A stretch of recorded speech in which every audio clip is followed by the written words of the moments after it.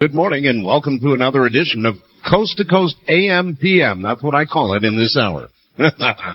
Welcome in, everybody. It is the weekend, officially. My name is Art Bell, and we've got nothing but clear sailing and talk radio ahead of us.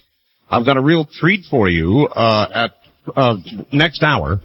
I've got to remember not to give times. We're across so many time zones. But next hour, I'm going to have Representative Charles Duke from Colorado. Who is he? He is the man who is the co-sponsor of the joint resolution number 94-1035 regarding state sovereignty in Colorado, the one that just passed the Colorado House of Representatives by a vote of 51-13 and is expected to go through the Colorado Senate. The governor there does not have to sign it. So it looks like it's going to be a reality, and we're going to find out next hour what it's all about. So he'll join us. Otherwise, there's a lot of news this morning, and I'll skim through some of it. What I try to do on a Friday night, Saturday morning is to let the show swing open and let you do whatever you want to do a little more than usual. I'll tell you the news: Japan, South Africa, a story on 2020 regarding assault on the mail that was almost a psychic follow-up to what we talked about the other day. Prayer in school, salmon fishing, no more, not in the American Northwest. Kurt Cobain has committed suicide. We'll talk a little bit about that. A survey on drugs, and a whole lot more. There's just a lot to do this morning. Number one, Prime Minister Hosokawa, only just recently installed as Prime Minister, yesterday resigned unexpectedly, shocking Japan. He was forced out by a minor financial scandal after pushing through reforms unpopular with the political establishment in Japan. The Japanese stock market did a total flip, dropped 400 points in 5 minutes. Then bargain hunters stepped in and brought it back up. It has shaken the average Japanese person who thought finally they had a stable government, a young leader, real leadership, completely free of scandal. Wrong. He had promised political reform and open markets. He delivered the reform and opened the Japanese rice markets. What brought him down, now this is very interesting, what brought him down was his own questionable campaign financing 12 years ago. So then, how about our President Clinton? They say, well, leave him alone. It happened 10 years ago. The Prime Minister of Japan this morning has been brought down by his own campaign financing troubles 12 years ago. So why not Bill Clinton? 4 of Japan's last 5 prime ministers have quit in disgrace. So I guess the questions are, what do you think this all might mean for U.S.-Japan trade relations? Nothing good, no doubt. Do you think that this prime minister was, in effect, politically murdered, that's what I call it anyway, for the market reforms that he sought? In other words, in my way of thinking, he rubbed a lot of people in Japan the wrong way. There is concern tonight that an emergency summit meeting may be the only thing that can avert an all-out civil war in South Africa. And it looks like it's coming. They had a big secret meeting, and after it, the Inkatha representative said there were no agreements. The nation's first all-race election is 18 days from now. The meeting was 4 men, the Zulu King and his chief minister, Nelson Mandela, and, of course, F.W. de Klerk. So far in fighting, in the last week, about 130 have been killed. And now, more likely than ever, a full South African civil war. Should it break out, the question is, should the UN/US get involved, or should we stay out of this one? Seems to me the New World Order has never been in more trouble than it is right now. In Central Africa, real trouble, Rwanda and Burundi, I believe it is, Burundi. The presidents of both those countries were killed in what was thought to be a rocket attack shooting down their airplane. The BBC this morning is reporting thousands of bodies. Let me repeat that. Thousands of bodies. There are 255 American civilians there. We may need to evacuate them. President Clinton is calling the situation serious.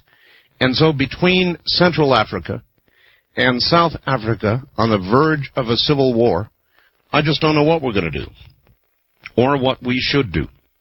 But it seems to me this is one place we absolutely cannot become involved. But of course, I'm wrong, and we can, and you know it. Now, strangely, I talked to you last week about my mail. The mail I receive from a lot of you, in my estimation, some of it gets tampered with.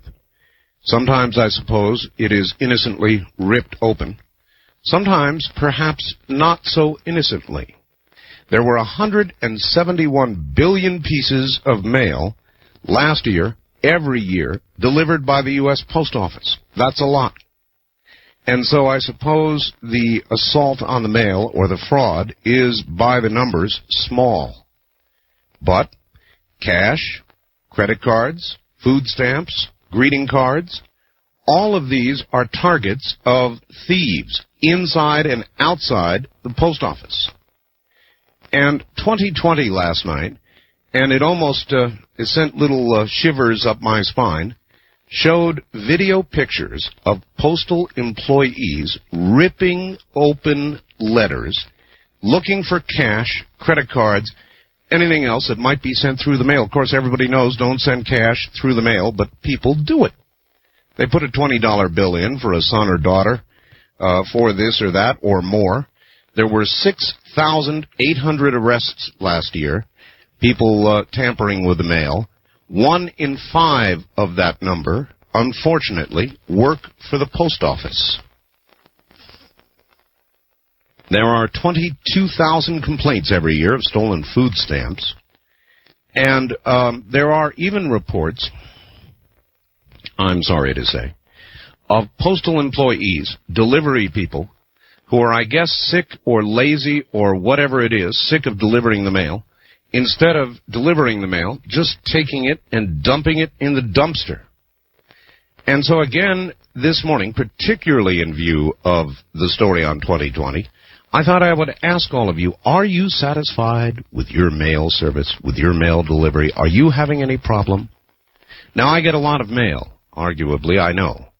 I get a very great deal of mail, but I do find quite a bit of it in some way apparently tampered with. And, of course, you never know about the mail you don't get, except for people who call you up and say, hey, Art, did you get this or that? There are armed assaults of letter carriers as never before. There are assaults on external apartment mailboxes, you know, the ones where there's all kinds of mailboxes together, and they just kick or rip them open. And so it's a big problem, I guess, with the mail. And I began to feel it myself before I knew 2020 was even going to do a story on it. So I was quite surprised about that. Prayer in school. Mississippi has now become the 4th state to find a way around the Supreme Court's controversial ban on prayer in school. They joined Georgia, Alabama, and Tennessee. The Republican governor of Mississippi signed the bill, which, get this, was passed by a Democrat legislature there. This bill allows prayer in school just so long as the students originate the idea, that it does not come from the principal or the school board or the teachers. As long as the students decide they want to do it themselves, it is apparently okay.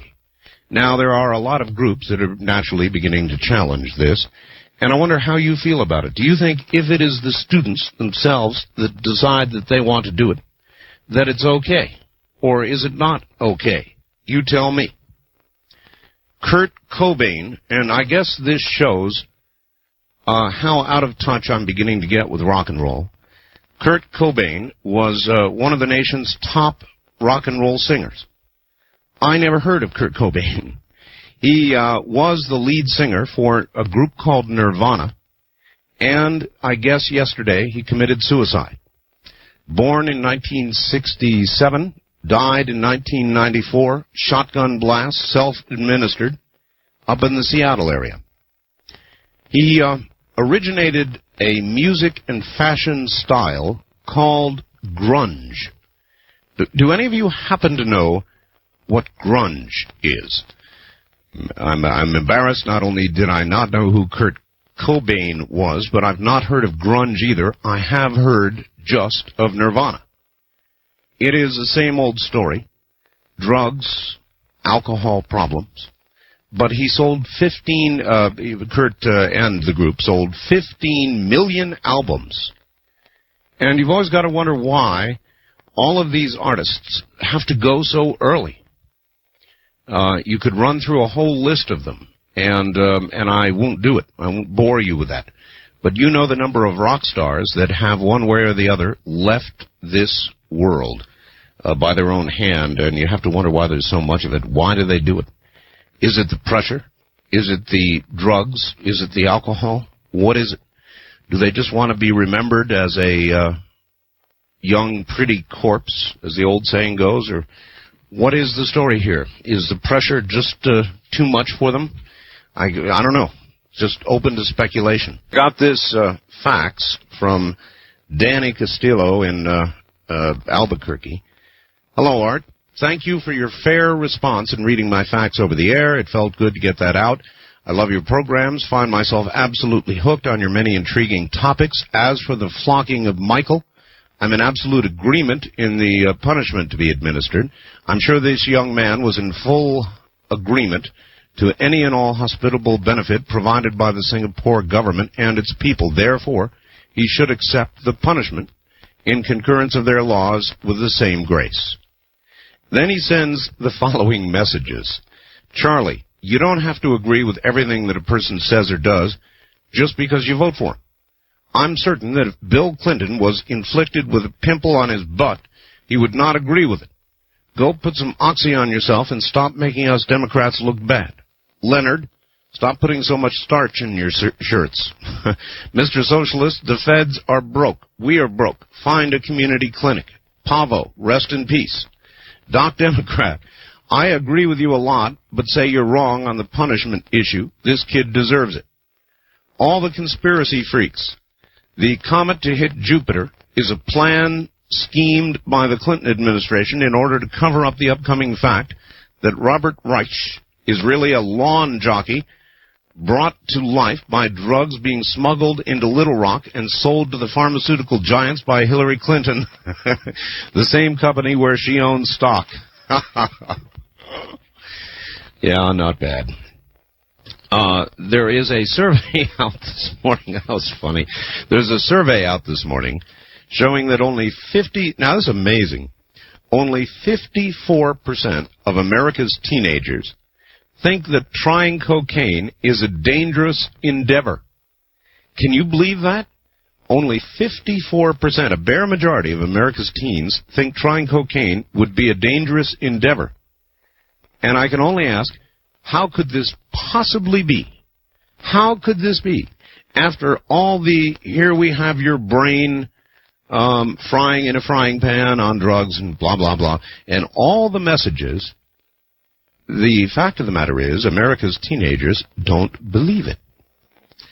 Now, I worry that this may be the result of combining marijuana with these other drugs. In other words, they try marijuana and they find that it is not what it was preached to be, the great evil. And so they then conclude automatically that the next step up also is a lie.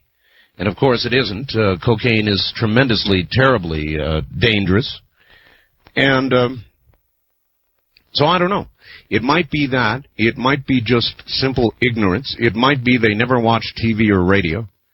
Well, we know that's wrong, right? They watch TV and listen to some radio. Maybe not this kind of radio, but some radio. Salmon. The first ever total ban on salmon fishing off the coast of northern Oregon and all of Washington. No commercial fishing, no sport fishing, and the answer is, the reason they're doing it is, the salmon are about gone. Well, going. Some people blame the dams that man has built for, preventing the salmon from reaching salt water, fresh to salt water. It may already, they say, be too late. And I guess this might be one place where you'd say, perhaps we've had too much of a good thing. Fortunately, there's plenty of salmon in Alaska, so I suppose companies like Port Chatham will survive. But they're going to stop the fishing off the coast of Oregon and Washington.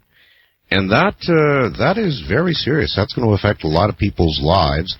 And I wonder if it affects yours, how you feel about it. Here's a fax from Randy, listening on KHVH Talk Radio, 8:30 a.m. in Honolulu, Hawaii. Art. You want to talk about welfare whales? Well, then you ought to come to Hawaii for some whale watching then. This state is one of the richest, highest taxed in the Union. Where does the money go? To whopping whales on welfare. It's no joke.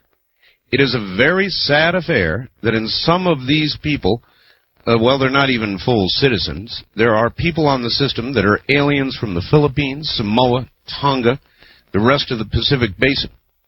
I know because I was once living in a government housing area located next to the beautiful Aloha Stadium. We would see 2 or 3 families living in one unit, which was illegal. But the system never seemed able to catch them. They would use addresses from other people's homes or P.O. boxes and just collect.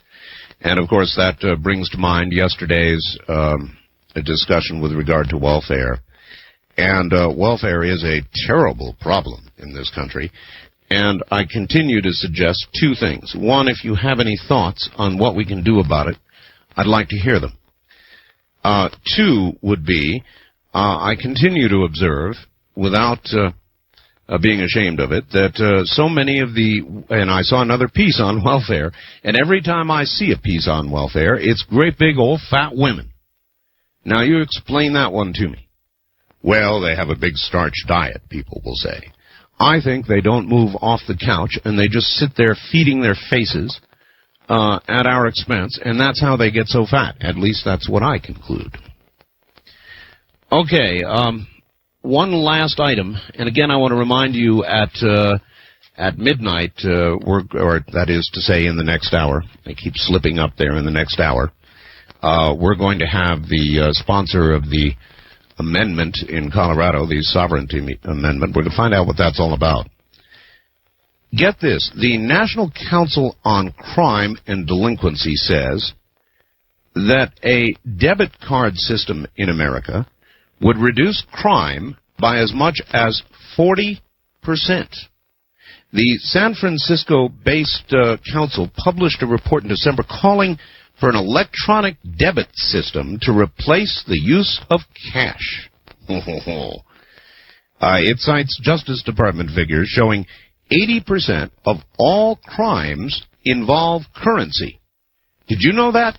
8 out of 10 crimes in America involve the use of currency. So I wonder, would you be for or against a debit card? Is that a good idea or a bad idea? A lot of people are going to regard it as 1984 in 1994. I know, but it is at least one idea, one way to cut down on crime that does not involve, at least initially, the police breaking through your door unannounced to take a look around. All right, well, we'll dive into Open Line Talk Radio here in just a moment. This is Premier Network.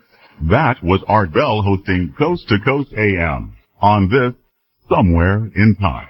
You're listening to Art Bell, Somewhere in Time. Tonight featuring Coast to Coast AM from April 8th, 1994. All right, to the telephone lines. It is the weekend, and here we go. On the toll-free line, you're on the air, top of the morning. Where are you calling from, please? Hi, Art. I'm calling from St. Louis over powerful KSD. Boy, I'll tell you, that is some radio station. Oh, it really beams out at night. Yes, sir. And a good alternative down the dial. We won't get into that. Art, I want to talk to you about something about Mrs. President and Mr. Pinocchio.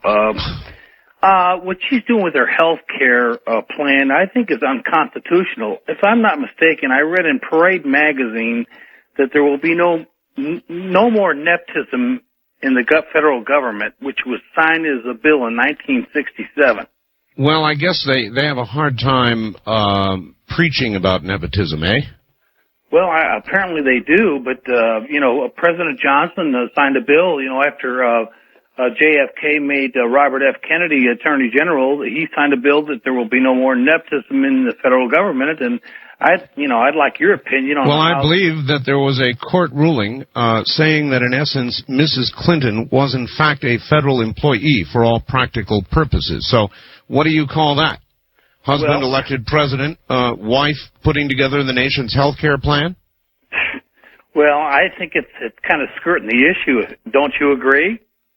Well, kind of.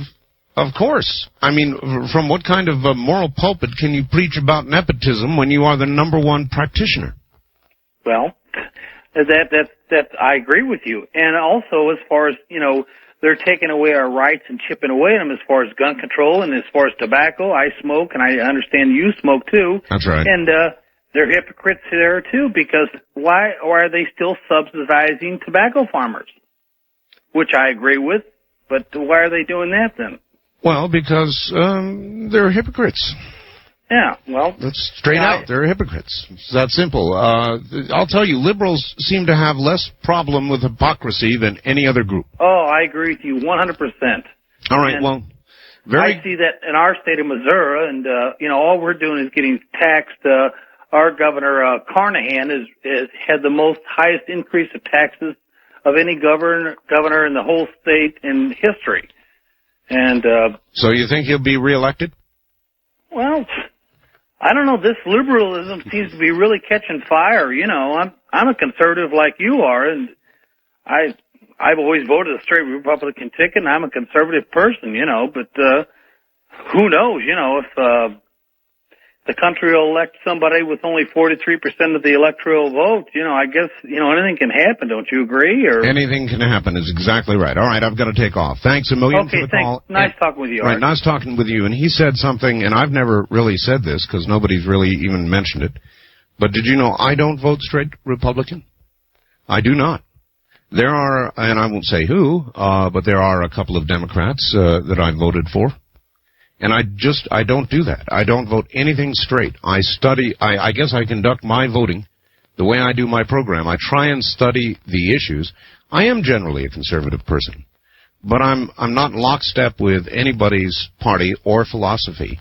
And I try and study each issue and person as they come along and make my own independent decision. I don't see how anybody can do it. Well, of course you can do it another way, but I don't do that. Does that surprise you? On the toll-free line, you're on the air. Hello. No, you're not. On the first-time caller line, though, you are on the air. Top of the morning. Hi, Art. I'm calling from Tri-Cities. Tri-Cities, Washington, KONA. Yep, that's correct. I listen to your show just about every night working for the post office. I work the night shift out there. Oh, you do, huh? Yeah, I sure do. Tell me, do you in the post office where you work, do you have cameras focused down on you? I'm not sure if we have cameras or not, but I know there's hallways with windows that people see down through everything that we're doing.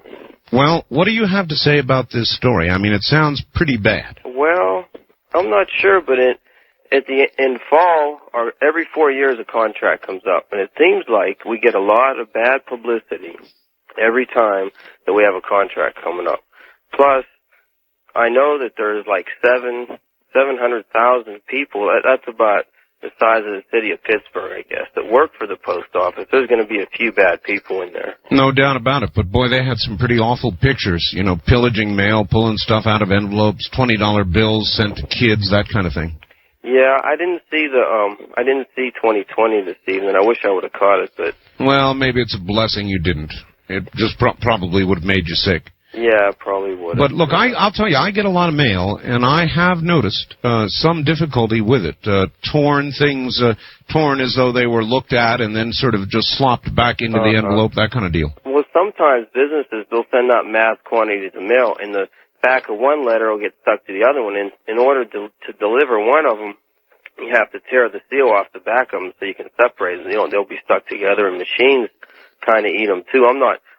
You can't deny the pictures. There's a few bad apples, out there, but in the whole, everybody I work with, very honest people. Well, that would have been my guess. I mean, they're talking about, 750 billion pieces of mail delivered every year. That's a lot of mail. Yeah, it is. That's a lot of mail, and most of it goes through without a problem. Well, I just called and thought I'd stick up for the post office. All right, well, I'm glad you did. Thank you. Okay. And take care. And he says he's never seen any of it. If you saw the story on 2020 last night, it would give you the heebie-jeebies. And I'll tell you, I mentioned it earlier in the week before I knew about the 2020 story. And I mentioned it because I've had a little personal problem. And so that's why I'm asking, how many of you, have you had a problem like that? Do you have mail that just doesn't get through? Do you notice that mail with something in it of value is not getting through? Naturally, don't send cash. That goes without saying. And I want to remind you, our toll-free line is open for anybody east of the Rockies at 1-800-618-8255. On the wild card line, you're on the air. Good morning. Good morning, Art. It's Leonard. Right. Do you ever listen to the Roger Predenberg show? No, I don't get a chance to. Very rarely, because I'm preparing for my own program at that time, Leonard. Well, about a week ago, he had a caller by the name of Norman, I think, from St. Petersburg, Florida. Yes. And he told how he'd kicked the cigarette habit. Yes. Have you heard his story? No, Leonard, I haven't. Would you like to have him call you, or would you like me to recount what he told as best I could? Well, how did he do it? Well, he said there was an evangelist by the name of Grant came to town and held some special meetings, and his wife thought she'd like to go, and she asked him if he wanted to go, and he said yes, so they went, and he announced that the next night, or in the following meeting, he was going to have a special service for anybody that wanted to kick the cigarette habit. Oh. So his wife asked him if he wanted to go to that, and he said no, he didn't. He was busy, he wasn't on the go. To come to the last night of the meeting, and she kind of liked to go again, he said, yeah, he'd go to the last meeting. So the evangelist Grant, in the process of getting ready to sing a song, he says, now I'm going to sing this song, and when I say the word Jesus, if there's anybody in the crowd who wants to get rid of the cigarette habit, you stand up and pick up your pack of cigarettes out of your pocket and throw them at me as hard as you can throw them. So he said the evangelist sang the song, and he was a good singer. Why not just throw them down, instead of, why not throw them down instead of throwing them at the evangelist? Well, I couldn't answer that question. That's a new one on me. So when he said the word Jesus, why, he threw this pack of cigarettes as hard at the evangelist as he could throw them. I imagine he said Jesus and ducked. Well, I don't know what happened to cigarettes, but he said his cigarette habit disappeared. He never was bothered with it again. Well, that's a wonderful story, Leonard. I imagine the preacher probably had to go away and cure his black and blue marks. All right, Leonard, thank you. Well, there it is. The power. The power. I don't know. Well, I don't know. I've tried about everything to kick this habit. You know what's really going to kick it for me? When they raise, and I've made a promise to myself, and I shall keep it too. When they raise the tax on cigarettes, I'm not playing the game. I'm not going to do it. And that's what I'm going to quit. And every time I think of a cigarette, I'm going to think of Bill Clinton. And it's going to help me quit. I just know it. On our toll-free line, you're on the air. Good morning. Hey, Art, how you doing? I'm doing okay. Where are you? Lexington, Kentucky. Lexington, Kentucky. Yes, sir. I've been listening to your show for about 3 months now when I found it, and I like this out of all the talk shows I listen to. Well, that's kind of you. Thank you.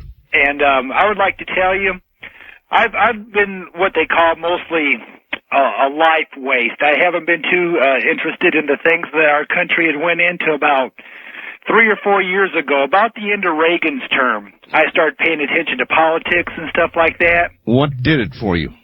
I think I started to grow up. In fact, I'm always curious about what gets people involved. You know, what the final straw is. Well, way back when Reagan had trouble with Gaddafi, Yes. I started paying attention about that time, wondering how he was going to deal with it and things like that. Yes. And that's when I started to follow it. I pretty much agreed with what he was doing at that time. I didn't agree with everything that he'd done, but I was pretty much for a lot of things that he was doing. And then when Bush was elected, I was pretty happy about that. I didn't want to caucus in. And I was very thoroughly unhappy when President Clinton got into office. Well, that pretty well matches my. I wasn't very happy with George Bush when just toward the end of his term, and I feel in a way I may have contributed to the election of Bill Clinton. I don't know, but I just was not happy with George Bush, and I don't retract that now. What depresses me is now I'm later in life. I'm 35 years old, but I'm not that old. But what depresses me is in this presidency, I've tried to get involved. Like during the tax hike, I called my senators. I called my congressmen. I urged them to vote against the tax hike. And they said, "What are you? Are you rich? Is this going to affect you?" I said, "No, I make about $25,000 to $30,000 a year. I'm not rich." They said, "Well, it won't affect you that bad." I said, "Well, the people that pay me, it's going to affect them." Well, I think it is. To get rid of that money. Yeah, it is. If you really think about it, an indictment of them that they would say to you, "Look, it's not going to affect you. What do you care? Get out of my face." That's an indictment of them because it presumes that they think you would only act on self-interest. That's right. That's I told them, I said, "I'm not a rich person, but the person that pays me is, and they need incentive to do business." And I'm a truck driver. I travel all across 48 states, and they've crunched the truck driving industry something terrible, just like they are the other people. Well, maybe the answer is when you yourself operate only on self-interest, you cannot imagine anybody else operating or trying to influence for any other reason. I think that's what it is. That's true. Yeah. Hello there. On the wild card line, you're on the air. St. Louis, KSD 550. The mighty KSD, yes, sir. It is a powerhouse. I am a postal worker. Uh-huh. And I work at the main post office in downtown St. Louis. St. Louis, yeah. And let me tell you, I've been there for 3 years. It is a living nightmare. And it starts from the management, and it goes all the way down. All right, what is the nightmare? What's so awful about it? Well, let me say, first of all, the management I have found to be incompetent, corrupt, and abusive. And I found... but otherwise, they're pretty good guys, right? Oh, yeah.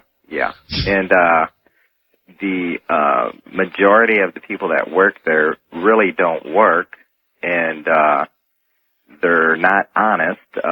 There is a lot of pilfering through the mail and, letters or things that look like they might have cash, are getting open things, especially food stamps. They talk about food stamps. And yeah, that's right. And so you've actually seen this now with your own eyes. I've seen people get caught and get escorted out. And let me tell you, Art, these are good paying jobs. These jobs pay $30,000-$40,000 a year, and people are so stupid that they're opening up and trying to rip off the mail. Some of them get caught. They're also very carefully screened before they're employed, aren't they? No. No. That's a misconception about the Postal Service. There's a lot of nepotism in the Postal Service. There is. Really? I'm not kidding. People get hired by the fact that they have relatives that work in the service. It happens all the time. Let me tell you, Art, it's a living nightmare, and you wonder why, fellow employees are shooting each other. It's no accident. I mean... Yeah, well, what I've heard, and this is what I would like to ask you about, there's a very great deal of pressure. In other words, the little guy, the sorter, those type people, they are under intense, continuous pressure, and that causes some of them to break. Is that about right? Some. It depends on who you are. Some, yes. Some are held to productivity standards which are rigidly enforced, while others aren't because, they happen to be in a clique or have, related to somebody. It's really a terrible situation. There's a lot of stress in there, a lot of anger, a lot of hatred. So in other words, I should not be surprised when some of my mail gets ripped up or doesn't get to me. No, it's really, from what I see and observe, it's pretty commonplace. You know, it's as a matter of fact, you know, you hear the stories all the time. Oh, so-and-so got caught, you know, and got, you know, booted out the door. And let me tell you one story before I go. I actually observed somebody coming in our postal facility wearing a flak jacket, and he was a temporary casual worker. He came in, he was intoxicated, wearing a flak jacket, armed with a .38 special. Oh, well, that's good. That's nice. I went to the management and notified them, and they got security, and the security got him. They arrested him. Well, why did you have to tell the management about this? I mean, that'd be a pretty obvious thing for anybody. No, it's not. Not in a main postal facility where there's... Yeah. And you know what, Art? The gall of it all is that fellow workers called me a snitch. Called you a snitch. All right, I've got to go. Thank you very much for the call. Good Lord. Comes in a flak jacket with a .38 strapped to his side. Could that really be? Could it really be? On the toll-free line, you're on the air. Good morning. Hi. Hello there. It's Chuck. I'm calling from Collinsville, Illinois. Hi, Chuck. Over KSD. What I wanted to kind of bring up was the idea the nation's always done this here is pass the buck. You've seen it in school busing, for integration, for the health plan that's going on now. Instead of taking and correcting the system as it gets foul and punishing, like in discrimination cases, punishing the school district that's doing the discriminating, well, then they just crack everybody, and it comes out all messed up. And that's the same thing with this health care. I think the health plans that insurance companies provide, some of them are extortion plans, and they ought to be amended, forced to follow some sort of a general guideline, and then the prices that some, Well, you're kind of, wait a minute, you're kind of speaking in generalities, and I'm not quite certain what you mean. You say their plans are extortion plans. What do you mean by that? Well, some of them are just outrageous for the, when you sit and examine the benefits that they offer for the premium that's charged with the limits. Some of them are very good, but some of them aren't. Well, then you always have the option of saying, take this plan and shove it. Yeah, that's true. Yeah, but if you're a person that's already having a pre-existing condition or something of that nature, and they change your health plan on you, the one that you bought before the condition come on you, now you're trapped into that plan. Oh, I see. There's, well, I think that is one area of legitimate concern with our healthcare system in America. We've got to get portability, and I agree with that. But forcing an employer to insure their people, that's just not the American way to force me to. I'm not an employer, but if I had 10 people working on just scraping by and providing income for 10 people or something, then I'm forced by the federal government to provide a benefit that I may not want to provide, or I might want to provide. Maybe I can't afford it, but for whatever reason, I shouldn't be forced to. Well, you're also forced to be part of the Social Security system, aren't you? Yes. The other thing, you take like some hospital charges. If you turn in a claim to your insurance company for a hospital charge, they cheat on them things left and right. Now, myself, years ago, I was working in a machine shop, and I pulled a muscle, and I went to the hospital on my own time. And I went there. I thought maybe I was having a heart attack or something because it was a chest muscle that showed up later on, after I was working, but after I was off work, But anyway, they assured me that everything was okay. But when I got the bill to turn into the insurance company, they had on their sutures. They had $6 for an aspirin that I was supposed to have had, and several other charges. All right, my friend, I'm going to have to hold it there. Listen on the air from Illinois. And that's one of the reasons we're getting this stupid socialized health care foisted off on us. It's because of a lot of people who are greedy out there, and to a large degree, they have brought it on themselves. I've said that for a long time, and I still believe that now. We'll be back. The trip back in time continues with Art Bell hosting Coast to Coast AM. More somewhere in time coming up. There's something happening in Colorado, and we're about to find out what it is. You've been hearing about it, no doubt echoes of it. You've heard about state sovereignty, but you might not know exactly what is meant by state sovereignty. We're about to find out. Here's a letter from somebody involved in the 10th Amendment Committee to all Coloradans concerned with freedom. House Joint Resolution 94-1035, the 10th Amendment State Sovereignty Resolution, sponsored by Representative Charles Duke and Senator Jim Roberts, was approved by the Colorado House of Representatives today, now a couple of days ago, by a vote of 51-13. We expect a vote in the near future in the state Senate, where 18 votes are needed for passage. There are 6 co-sponsors in the Senate, in addition to Senator Roberts. Rather than relaxing, we must redouble our efforts in order to ensure that this important measure is approved in Colorado. Other states are watching our progress. Passage in the Senate should provide needed encouragement to patriots all across America. We must not fail. With hard work on each of our parts and with guidance from above, it is just possible that a movement begun in Colorado could blossom into a national force that could begin the rollback of federal tyranny.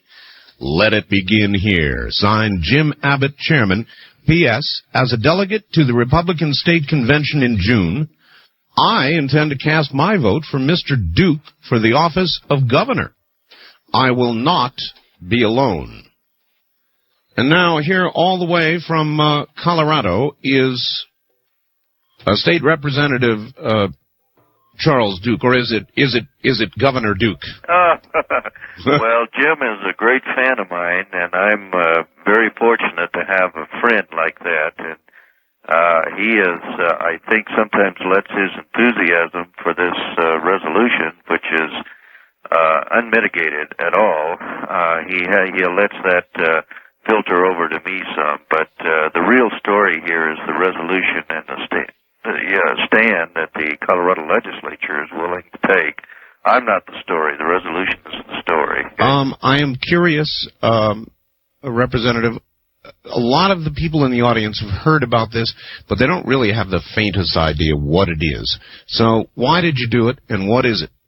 All right. Well, we in the state legislature are just constantly barraged with one more federal mandate after another. I know the people feel that the government is interfering with their lives frequently, but we feel it even more at the legislatures, and it's not unique to Colorado. It's everywhere. Out here in the West, we also have problems with relatively clean air compared with some other parts of the country, and so they're really picky about issues there. And we have some clean water issues. Colorado is a water generating state, and so there are a lot of people who are concerned with how we treat our water, and they seek federal relief. We've got Americans with Disabilities Act is one of those things. Certainly the overall Clean Air Act that was passed by Congress, the admissions program, education, K-12 schools. The list goes on and on and on. But, you know, even with all of those mandates, it's what is on the horizon that is the most scary of all.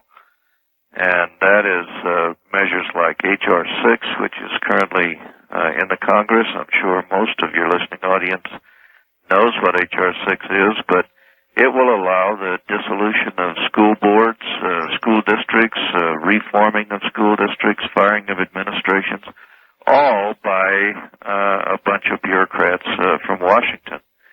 That's just one of the things. The reauthorization of OSHA is going to include state and local governments. In the past, it has not. But now, in the reauthorization, state and local governments are included. We're a small state, Colorado is. We only have 3.25 million people, but it's probably going to cost us $500 million to comply with that act. And, of course, the federal government is exempt in their inimitable fashion. What about illegal aliens and mandates in that area with regard to welfare and education and all the rest of it? Would it have any effect there? Well, I believe it would. what this resolution is designed to do is to restore, or let's say redistribute, some of the powers that have been granted to American citizens. It's not claiming anything more or less than we have always had, but certainly the programs that have been mandated concerning welfare, illegal aliens, a number of others, are open to review once a state has reclaimed its sovereignty. Mm-hmm. What about federal lands? Would there be any effect there? I know that here in Nevada, which is where I am, a great deal of our state, most of our state, is owned by the federal government. What about Colorado, and would your measure touch on any of that?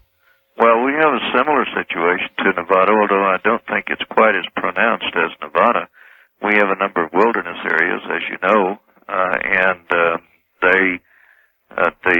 feds want to meddle in they're trying to establish something at this point known as federal water rights. Mm-hmm. I would think we need to fight that tooth and nail. There is no such thing as federal water rights, just as there's no such thing as federal money. What's the politics of what you've done? How have you managed to do it? Why hasn't there been more in the way of a federal attempt to influence this away and strangle it in its cradle? How have you done this? Well, needless to say, there is some benefit, I guess, into not making a big issue out of it until you have some support. But I have been sort of guiding the Colorado legislature ever since I joined it 6 years ago. I have been making speeches and presenting programs and comments in committee and doing everything I can to try to increase the awareness here in Colorado of the effect that these federal mandates have on our Colorado citizens. We in Colorado legislature have a responsibility to protect our citizens from this kind of government oppression. As legislatures around the country have a responsibility to protect their citizens. And all right, I've been trying to do that, and finally it just kind of came to a head as we're looking at Reich's smoking issue and just, one more mandate. It just seems to be coming in waves out of Washington. Yes. So I thought the time was right, and it turned out that it was. Interesting. So then you got plenty of support there in Colorado. What exactly is this going to do? Is it going to say, look, we assert state sovereignty, take your mandate and shove it? Well, I think it makes sense for us to talk about the two important paragraphs that are contained in the resolution. All right. The first one says that Colorado hereby claims sovereignty after having stated the 10th Amendment. I guess that's probably worth doing. The 10th Amendment states that the powers not delegated to the United States by the Constitution, nor prohibited by it to the states, are reserved to the states, respectively, or to the people. And what I tried to do is put together a resolution that was sort of the state's version of that. That's looking at it from the federal standpoint. Mm-hmm. From the state's perspective, the first paragraph says, be it resolved that the state of Colorado hereby claims sovereignty under the 10th Amendment to the Constitution of the United States over all powers not otherwise enumerated and granted to the federal government by the United States Constitution. So it really restates for the state the federal 10th Amendment. That's exactly right, but it is a claim of sovereignty, not only to the federal government, the United States government, but to the rest of the world. We are, in effect, a sovereign state in a league of nations, if you will, or a league of states, known as the United States. And it was always intended that we have sovereignty over certain powers, and it was intended that we yield certain powers to the federal government. Mm-hmm. That's what the Constitution was. But the Constitution, as we know it today, would never have been adopted had that disclaimer, if you will, not been in there.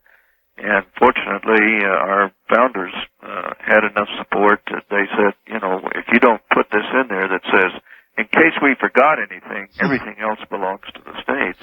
Right. Then we're not going to ratify the Constitution, and this country never would have been formed in the first place. But it was was always intended that the states be more or less sovereign states and having acceded certain powers to the federal government for protection and interstate disputes and so forth. All right, so in the practical world then, if implemented, what is this going to do, and what is this going to cost Colorado in terms of federal dollars you might have received otherwise? Will there be any cost there? Actually, there need not be any cost. What this will do is put Colorado in a position to legally claim exemption to future mandates. Now, that doesn't mean that we would not participate in future mandates. We would be in a position to pick and choose those that we feel is appropriate for our state. And to the others, we could just simply say, thank you very much. We are a sovereign state, and therefore you haven't given us the constitutional basis for your mandate, and therefore we claim exemption. Now, of course, isn't the federal government then, you say this is a nice and bloodless way to do it, but isn't there liable to be some political blood over this or some cost to it? In other words, at some point that you decline a mandate, they're going to say, all right, well, the federal dollars in this area or that area are therefore cut off. Well, you know, that's always their threat. Their life is their money. And the way that we're going to take care of that, I will certainly be sponsoring bills next year, and what I'm recommending to the other states, they have contacted me. And by the way, we have what I would consider serious inquiries from about 20 states so far. But what I'm recommending to those states, what happens right now is people fill out their federal income tax, and they send it more or less to a distribution center. In our case, it's Utah. Right. And it varies depending on the other states that you happen to be in. And we do the same with federal gasoline money. I'm proposing the creation, this is a little bit complicated now, so stay with me. I'm proposing the creation of funds at the state level. We will then require all Colorado businesses and anyone who does business in the state to channel that money through the state. We will then rewrite a check to the federal government to cover the obligations of Colorado citizens. At the point where the federal government says, well, okay, we just won't send you any money, we can say, fine, we'll just simply not send you any, and we'll escrow the funds here in Colorado until this dispute is settled. Well, I think by doing that, the dispute would be settled. I don't think the federal government wants to challenge this anywhere along the way. And so, in my view... Representative, I don't know what choice they're going to have. If they don't stop it with you where it is beginning, then is it not likely to, as you've already pointed out with all the inquiries, spread like wildfire, and then where are those bureaucrats going to be? Well, that's for them to figure out. I really don't care where they are. Most of them are, I consider to be in the federal bully class, and so they're of no consequence. I just don't pay any attention to them. We really don't have to, you see. We have sovereign powers as a state guaranteed by our United States Constitution. And I'm not willing to say, well, let's just ignore that 10th Amendment. That's baloney. We have a way of taking that amendment out. If Congress doesn't think it belongs, then let them put a measure out for the states to ratify. All right, we'll see if it'll pass. What legal views have you had, official legal views, if this eventually does end up in court, at some level of court or another? Will it all hold up? Well, I believe it will. One particular case that we have going for us is the case of New York versus the United States. And in the case of New York versus the United States, the federal government was attempting to require New York to accept radioactive waste. And New York claimed exemption under the 10th Amendment to the United States Constitution. Mm-hmm. That went all the way to the Supreme Court, and here's the good news for America, and that is that the Supreme Court affirmed New York's exemption from the federal mandate. And the court further ruled that the United States government may not commandeer the resources of the state of New York. that they may only urge New York to comply. They may not require New York to comply. That's a very powerful ruling. It did reaffirm the 10th Amendment. It is my belief, and the belief of the legal consultants that I've talked to, that they would affirm the 10th Amendment. That's why in very many cases you'll find that if a lawsuit begins, the government bureaucratic agent will settle. They do not want any of these cases getting to the Supreme Court because they feel confident, I'm sure the same as we do, that the Supreme Court would affirm the 10th Amendment immunity for states. In a way, what you're attempting is a bloodless revolution. I'm going to ask you if you would please. That's a strong word. But yeah, it is. Can you hold on, Representative, while we do a little business here? Sure. All right, stand by. We're interviewing Representative Charles Duke, and you will have an opportunity to speak with him shortly. He is a representative in Colorado that is, in effect, in the way I'm thinking about it, attempting a bloodless revolution. And it looks like he's on his way to success. Back now to Representative Duke of Colorado, Charles Duke, and bloodless revolution. Yeah, I know, pretty strong word, but, you know, I want to agree with you in what you said earlier. I do talk radio 5 hours a night, sir, and I listen to the people on these lines, and I'm telling you right now, they are frustrated and they're angry to the degree that I'm beginning to get concerned. So I have been pleading with them to do something just about like what you're doing right now, that our Constitution ultimately is a wonderful document and that it all can hold up and we really can change things in the system, and that's what you're doing. And so maybe there's hope. I believe there is hope. You know, when I started this, we were reacting to this emissions program that the EPA is attempting to foister on the country right now, and it's just a horrible program. It really has nothing to do with clean air. It has to do with a power struggle between bureaucrats in Washington and state legislatures around the country. And there's even some indication that in at least one case there might be some fraud involved and some other things. So, you know, they're really, in my opinion, I'm sort of an environmentalist myself, and I'm afraid that if this kind of ugliness continues, then they're going to set back environmentalism a long, long way. If they continue. And so, you know, I was really frustrated with that, and I was saying, what can we do in order to protect, do we have rights that we have not yet asserted? And I've done an awful lot of reading. I was looking at the ultimatum resolution at one point. You're probably familiar with that. I am. What is your view of that?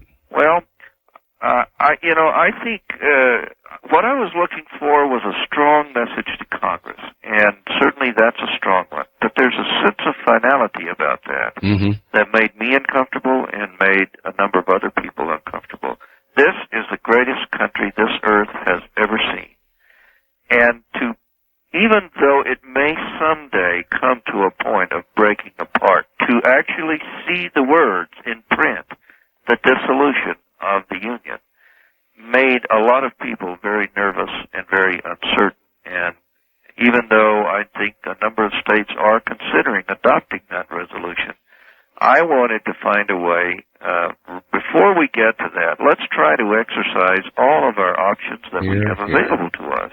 We haven't done everything positive we can do before we just tear the whole darn thing down. And so, you know, I think any reformation of borders by the United States would put us at risk from a number of other countries around the world, and I think that would be a very tenuous time. So I'm trying to find a way. Look, there's nothing wrong with our Constitution. There's really nothing wrong with our system of government. There's a lot wrong with the people that's in it, and there's a lot wrong with the way the power has been distributed around the country. If we can redistribute this and get it on a more normal and what I would consider regular footing, then I think we have a chance of holding this country together and being the dominant country we have a destiny to be. Well, I like that attitude. All right, we're now at the bottom of the hour, so what I'm going to ask you to do is hold on for our bottom of the hour local station break, and we'll come back and take some calls if you'd be willing. Sure. All right, then stay put. This is something you should pay close attention to. Representative Charles Duke from Colorado. He'll be back with you in a moment. This is Premier Network. That was Art Bell hosting Coast to Coast AM on this Somewhere in Time. On Art Bell Somewhere in Time. I'm interviewing Representative Charles Duke from Colorado. He is responsible for kind of a bloodless revolution underway in Colorado right now, and I'm sure a lot of you have heard about it, and we're going to continue to talk about it. If you'd like to pick up a telephone and ask a question, now would be an appropriate time to do that. And Representative Duke, are you still there? Yes, I am. All right. There are many things proposed in state senates across the country that are wild and, really never have a chance of passage. This thing, though, is going to pass, isn't it? What is the process? It's now through the House. It's going to go to the Senate. You expect passage there, and I understand that your governor doesn't have to sign it. Is that right? That's exactly correct. Our initial assessment is that there are very few governors that would be supportive of this kind of redistribution of power, which is ironic in a way because the governors would be, in effect, bigger fish on a smaller pond. But I suspect many governors may be trying to arrange some sort of a Washington appointment for themselves. That's certainly true here in Colorado. And so they don't want to see the power redistributed. They expect to be the wielders of that power someday. And I see. I don't think so. It's nice that it's isolated from the governor, but in any case, the process is it first goes to committee in the House, and it passed that committee 8-1. And then we were having trouble getting it scheduled on the floor. That's under the control of leadership, of course. And when you're in this business, Art, you know this as well as I do. You're not sure who your friends are, and so we imagined all sorts of weird, paranoid things. And finally, we're able to get it scheduled in the House, and it did pass 51-13 in the House. Of course, I'd been working the delegation up until that time, and I knew we had the votes to get it out of the House.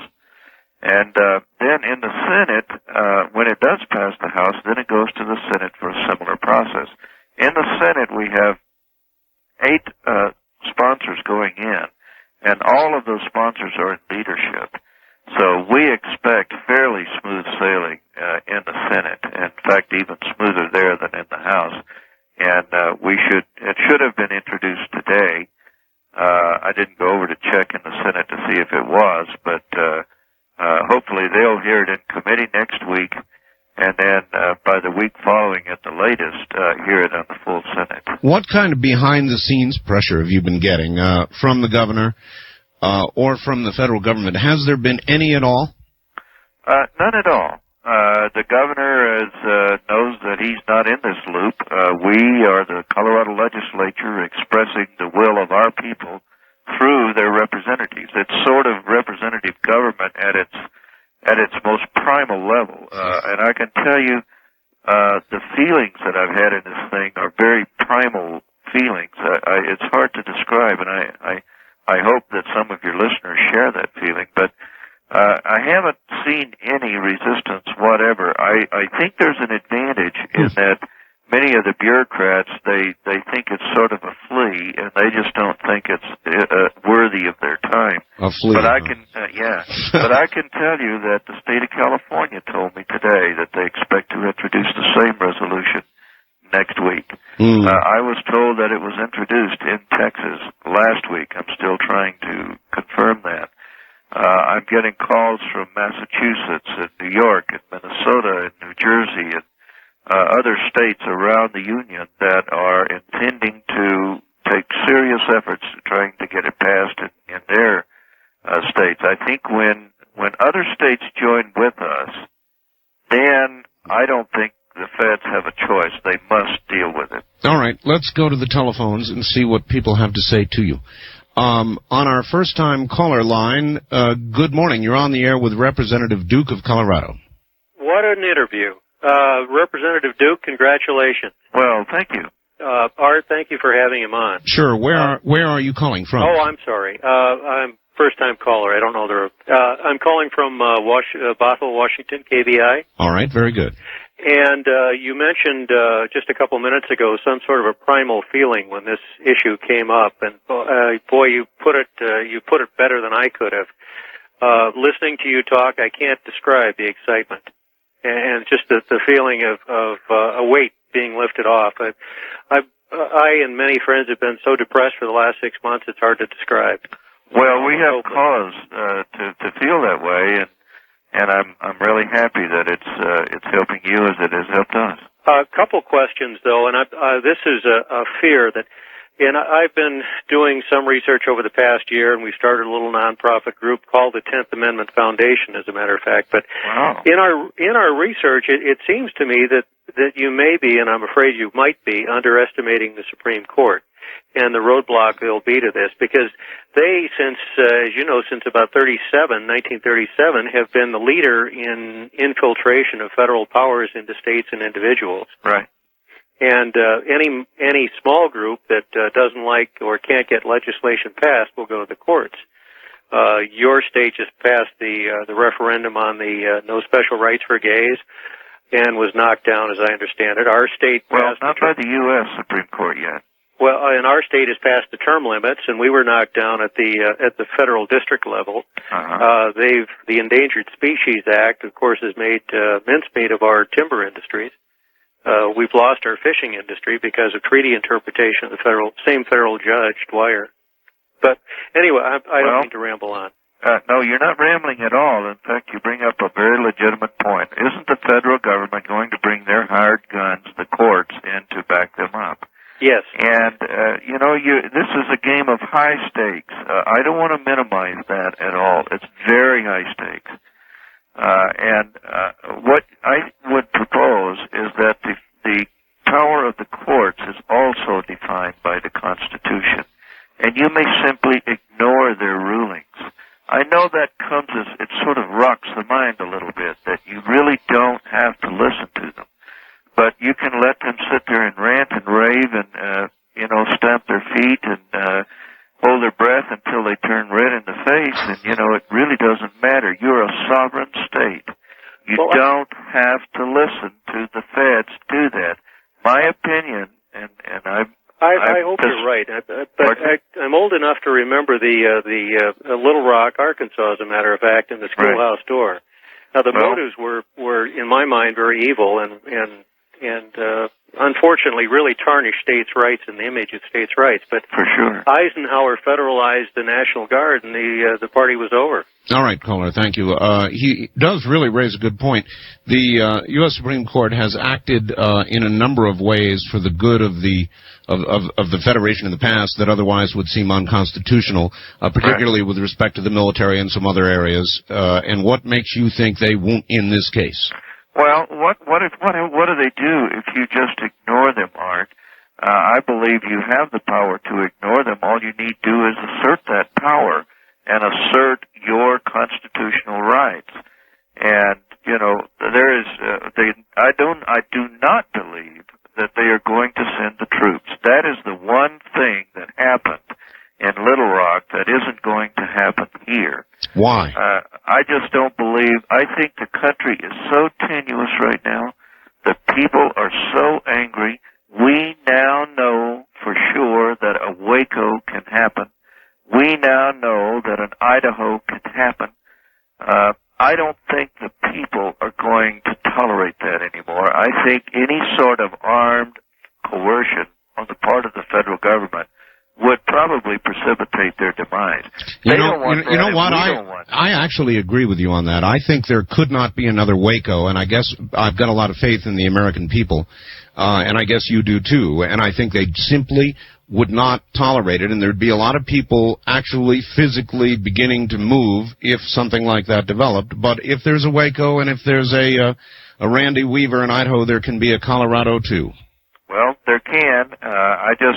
I'm with you, Art. I think the American spirit is something you could never kill it anyway. This was something beautiful we started here, and you're not going to kill this spirit. The only thing you can do is suppress it, perhaps, but you can't kill it. And now that we know that the atrocities of Waco, I believe that the American people are ready to move. I can tell you, you're talking about your phone, what you hear every night. I hear many similar comments to that from people here in Colorado. We're a kind of a still a little bit the Wild West in terms of our spirit out here, and there are spirits out here that do not wish to be dominated, and it's sort of like a bronco that won't be broken. Would you say these are dangerous times in America? I think they are very dangerous times, and they're tenuous times. They're times to move cautiously, and they're times to move with purpose, and they're times to move with vision. And I think you must have determination, and you must have faith. And the one thing that I have faith in is not only the Lord, of course, but the Constitution of the United States is still, as far as I'm concerned, sacred. Every legislator in this nation, state or federal, swears an oath to uphold that Constitution before God. Of course, Representative, in most civil wars, both sides always claim to be upholding the Constitution or fighting for the sovereignty of the Constitution, whatever it happens to be. They always claim that, don't they? Well, they do, although in our case, I think the Patriots have cause to believe that the people who are the major problem would tell you that you may ignore the Constitution. Yes, but they're not defending it, they're ignoring it. Yes, but if the federal government began to move in on you, I'm sure that you would have Attorney General Janet Reno making public statements about the good and the welfare of the country and the sovereignty of America and how it's being threatened by those nasty rebels out in Colorado. Well, she says the buck stops with her, and I'm more than happy to hand it to her. I think she deserves it very much, and I hope she has some comments about this, because I think the people are ready to say, Janet Reno, maybe you should read the Constitution before you profess to tell us about it. On the wild... This isn't rocket science, Art. I understand. The Constitution is very simple to understand. That's one of its beauties. All right, here we've got another call, Representative. Let's see. On the wild card line, you're on the air with Representative Charles Duke. Hello. Radio Free America. Yes. Mr. Duke. Yes. Oh, boy, I tell you what. Just Charlie. This is great. This is great. Absolutely great. I'm glad that some state has finally got the courage to do what you're doing. Thank you. Up in Montana, I just thought I'd let you guys know, Red Beckman and Linda Thompson are going to be in Billings on May 7th. I think it has something to do with the No More Waco's convention. And Janet Reno, just by chance, happens to be coming through that area. So she's going to be obviously getting a really nice reception from those folks. Well, Gene, maybe she'll stop and address the group. Well, yeah, it's going to be real interesting because she's going to be on video. But anyway, I'm just wondering, my biggest fear is also the Supreme Court. These people have absolutely zero respect for the Constitution. And their whole deal is power. And I'm just scared that they're going to, but I think the American public is going to back you up 100%. At least this is one man that is. Well, the one thing that I would offer for you as a glimmer of hope is in the case of New York, they did reaffirm the 10th Amendment. I don't think that the Supreme Court may be a lot of things, but they are not stupid. They must know that the American people are ready to overthrow this government. Just some little spark, some little trigger, and they're gone. And if they don't help us to hold this country together, then it's not going to hold together. And I don't think they're stupid enough. They're surely not so stupid they don't realize that. And I think they will help us. I think they will reaffirm the 10th Amendment based on New York. Well, I hope you're right, but I think you're giving a lot of credit to some people I don't think have as much intelligence as you do. But anyway, thanks for letting me talk. Thanks for talking from San Diego. And Representative, if you'll hold on just a moment, we'll be right back to you. Back with Representative Charles Duke. Are you there, sir? I am indeed. All right. Very good. Let's keep moving. A lot of people want to talk to you. On the toll-free line, you're on the air with Representative Duke. Hello. Hello there. No, you're not. On the wild card line, you're on the air with Representative Duke. Good morning. Oh, wow. Oh, wow? Sorry, Art calling from KPNW. In Eugene, Oregon. Yeah. We only get you from 11 to 2 now, which is a big disappointment for me. Well, give them a call and let them know. Yeah, I will, in a nice manner. I'm very glad that they move forward and get us now at 11 o'clock, but I'm sorry they have to cut it off at 2. Anyway, go ahead. Well, I had a question about the comet collision in Jupiter. Oh, we've got a guest now. I know, but I'll make it real quick. I'm not really much on astronomy. First-time callers call area 702-727-1222. All right, let's keep moving. Let's see, on the toll-free line, you're on the air with Representative Duke. Hello. Yes. Art Bell? Yes. Hello, good morning. Hello. Thank you for having Representative Charlie Duke on. Sure, he's right here. Honorable Representative Charlie Duke? Yes, go ahead. Or, as Jim says, Governor Duke. Well, that's Jim's idea. Hey, we're here in Denver listening. KNUS Denver. Yes, sir. Oh, that's a great station. Keep going, buddy. We're behind you. Thank you. And we'll see you Sunday, April the 17th at the rally. Yes, I'm planning to be there. Okay, and Art? Yes, sir. We won't lay down. Remember the movie Red Dawn? Yes. Those were Coloradians. We don't lay down. All right, sir. Whether it's outside forces or inside forces. All right, good enough. That's from Colorado. Is that the general kind of reaction you're getting, Representative Duke? Is it typical? Oh, absolutely. There is, people are ready to go and they're ready to defend this. There's actually an entire committee been formed here in Colorado called the 10th Amendment Committee, whose sole purpose in life is to ensure that this resolution gets the tender loving care it needs through the legislature. And I'll tell you, it was through the lobbying efforts of that committee. In fact, you might want to give that committee's address and phone number out, Art. I don't know if that's appropriate. But no, it is. You can do it. Go right ahead. Okay. Let me get my reference out here that has their address on it. But they're a group of citizen activists that were, when they heard about this resolution, they said, Charlie, we're with you all the way. All right, good. That is all correct. Listen, I've got another hour I can make available to you if you would like it. That's fine with me. If the callers are interested in talking, I'm willing to chat with them. Yeah, they're all lit up, so let's keep going. On our wild card line, you're on the air with Representative Duke in Colorado. Hello. Hello, this is Greg from Kent, Washington, the great KVI country. Yes, sir. And Representative Duke, I commend you on your patriotic situation there. Thank you. I commend you on what you're trying to do. And in our state of Washington, our liberal Governor Mike Lowry and all the liberals that are in control, is there any suggestion that you can give to me as just a patriotic citizen how to thwart this liberalism? All right, please listen on the air. Yes, there is. As a matter of fact, there's what I would recommend is that you talk from that committee. You can get a copy of the resolution that Art just gave. And I would suggest that you talk to some legislators in your local community, preferably your own. But it could be anyone. In most legislatures, there's only 6 or 8 people that really have the chutzpah, if you will, to put something like this forward. But that's all it takes. Revolutions are accomplished with a very small percentage of the That's people. right. Representative, stand by. We're going to do a newscast, and we'll come right back. The trip back in time continues with Art Bell hosting Coast to Coast AM. More somewhere in time coming up. Tonight featuring Coast to Coast AM from April 8th, 1994. Hello, everybody. Those stations just joining us, we have a guest. Representative Charles Duke is his name, from Colorado.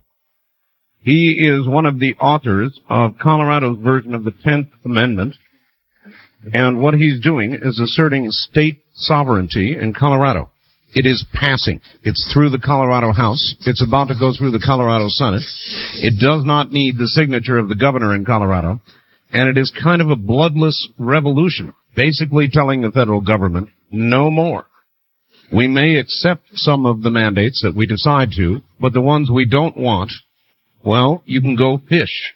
And you can imagine that may cause some difficulty, either in the U.S. Supreme Court, or for Colorado, or for Representative Duke, so he's got his neck out pretty far. Back to him now in Colorado, and I'm going to try and devote this hour to questions that you may have about state sovereignty, about what he's doing, and about whether you can do it. If you'd like to call us, pick up the telephone and join in. First-time callers, area code 702-727-1222. The wildcard direct dial lines are area code 702-727-1295, 1295, and toll free, it's 1-800-618-8255. So there it is. Back now to Representative Duke. Are you there? Yes, I am. Good. I appreciate your being with us. I know it's a little after 2 o'clock in the morning now in Colorado. Oh, it's all right. I can't sleep anyway when I'm talking about this subject. It is just, for me, it's exciting and, it's stimulating. So it'll take me a while to slow down after I hang up anyway. It is. The very same way when I do a program. It's exciting and stimulating, and I imagine a lot of your life now is wrapped up in this particular measure, isn't it? Indeed it is.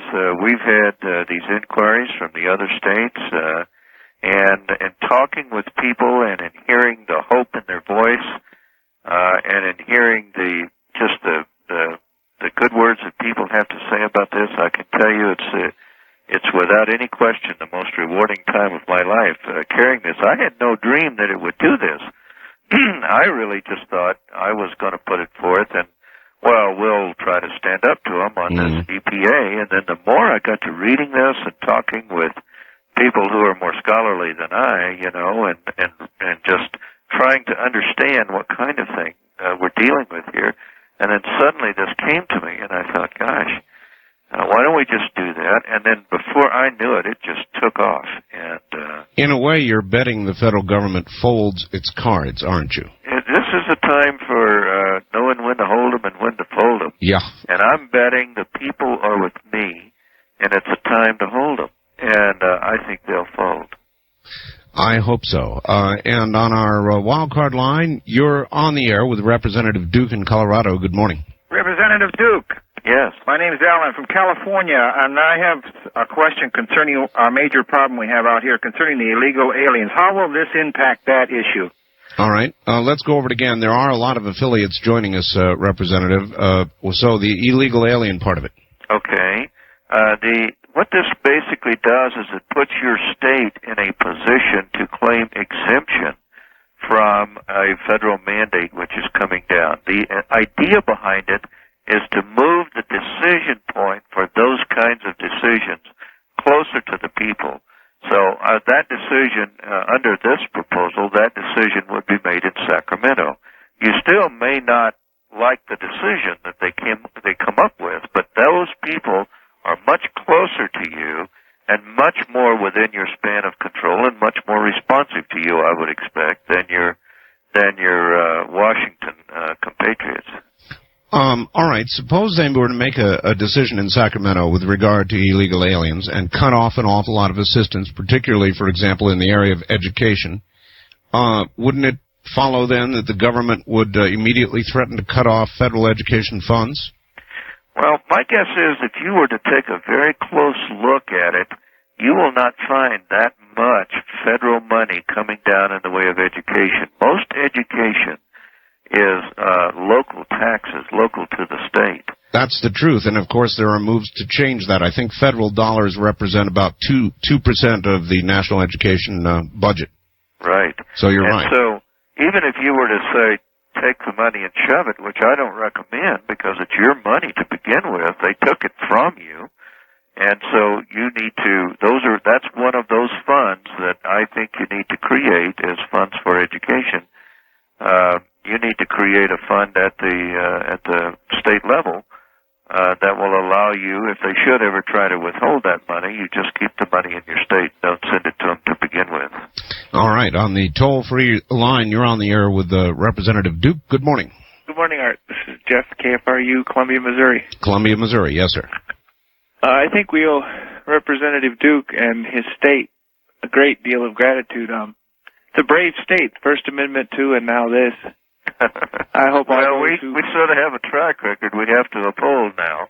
Well, I'm impressed, and I'll do what I can to support the state if any backlash hits the state. But my question is, how long is this going to take before your state gets so where the gauntlet is thrown? I mean, now it's sort of thrown, but when does it become legal in your state? Good question. Mm-hmm. Well, it takes effect, of course, on the moment that the Senate passes the majority vote. That's when it essentially is our declaration of sovereignty to the rest of the nation. And I don't know, Art, do we need to repeat the pertinent paragraph here? I think that would be a good idea because it explains it so well. Listen on the air, please, caller. Go ahead. Yeah, the business paragraph says that the state of Colorado hereby claims sovereignty under the 10th Amendment to the Constitution of the United States over all powers not otherwise enumerated and granted to the federal government by the United States Constitution. So what it is a declaration of sovereignty to not only Washington but to the rest of the world. And I think if there are some education proposals out there, that is within the purveyance of the state to take care of that. And you have that power, and the only reason that the feds can have it is if you grant it to them. But if you choose not to do that, then it is totally within the span of your control to do that. And, most legislatures are reasonably responsible within certain limits. They're not going to throw people out in the street and all that kind of stuff. I mean, the public outcry would be enormous if they were to do that. And so, but the decision point now is at your state capital rather than Washington, and that's the part that I think this does offer. Where do you think, if there is one to be in the future after this measure passes, though, the real crunch point would come? I'm sorry, I kind of lost that point there. It will take additional legislation beyond just the resolution. This is a statement of intent. There is additional legislation that is needed in your states to cause the redirection of the federal funds through your state legislature. And that doesn't give them any control because those funds are obligated to the federal government. But it does, you must pass the legislation to make that happen. Mm-hmm. And it is not enough for a state to simply do this and then sit on their hands. They have to be prepared to back it up with more self-sufficiency. With sovereignty comes some responsibility. Sure. And you've got to be willing to take these problems on your own and do them yourself rather than looking to the great God in the East. Let us imagine the worst for a moment. Suppose Colorado, in effect, got into a big spitting contest with the federal government, and whatever the issue finally was, push came to shove, and the federal government was unwilling to push with military or something awful like that, but basically Colorado became, in effect, isolated, economically isolated. How much could you all take there? Just a question. Well, we're a member of the Union. We're not, I don't think the other states would boycott us or anything like that. They tried, we had a group here that tried to boycott Colorado over Amendment 2, and it was a dismal failure. Yes. I think the other states would rally to our defense. I'm hoping they would. I know that in the case of California and New Jersey, they're ready to stand with us, and I think other states might be willing to do that as well. I think they'd have a hard time putting any unreasonable pressure on Colorado. I think there will be pressure at some point, and we just have to hold firm on what is our constitutional right. This is not something that we're claiming that is beyond. I think that's one of the beauties of it. People say, gosh, isn't that confrontational? But it is our Constitution, and we live under that, and it is the document that should be guiding all legislation from Washington to your state capitals. And so you're really not claiming anything that doesn't belong to you. Indeed. And you just have to have the will and the determination to claim it for your own. All right, back to the telephones, and on our wild card line, you're on the air with Representative Duke in Colorado. Good morning. Hello there. Going once, going twice, gone. On our toll-free line, you're on the air with Representative Duke. Hello. God bless and keep you both, gentlemen. Thank From you. the People's Republic of Washington, you have our profound gratitude for bringing us this glad tidings. Thank you very much. I do have a question for you, Representative Duke. Sure. Unless I misunderstood something, this would also mean that the individual states would have the right to abrogate the federal Indian reservations within the borders of the states? Well, I haven't really treated. I would not necessarily want to venture a guess there as to what might happen with the Indian nations. That's a special problem all its own. I've never been happy with the fact that the Indians are not full citizens like the rest of us, and that they have reservations and they're exempt from a lot of other laws. And to me, if we really want to be the melting pot, let's get rid of all that nonsense and grant them every other privilege that every other American citizen has, and get rid of the reservations and go on about our business. So I really would prefer, before answering that explicitly, I'd prefer to hear from some of the legal scholars that might want to tell me what might happen there. Okay. Well, I'm sure that most legislators, we have a lot of Indian reservations here in Colorado. Oh, I know you do. And I don't mean to cast aspersions on the Indian reservations or the people on them. Right. A number of the Indian tribes are trying to establish Vegas-style casino gambling as a revenue source, and they're asserting their right to do so under their sovereignty. Right. Yes. That they are not subject to the laws of the states within which their reservations lie. That's a very good point, caller. And so then, in effect, Representative, they're doing, in a way, what you're also trying to do, but in answering his question, you suggested that they would be better integrated into the larger society and the reservations would disappear.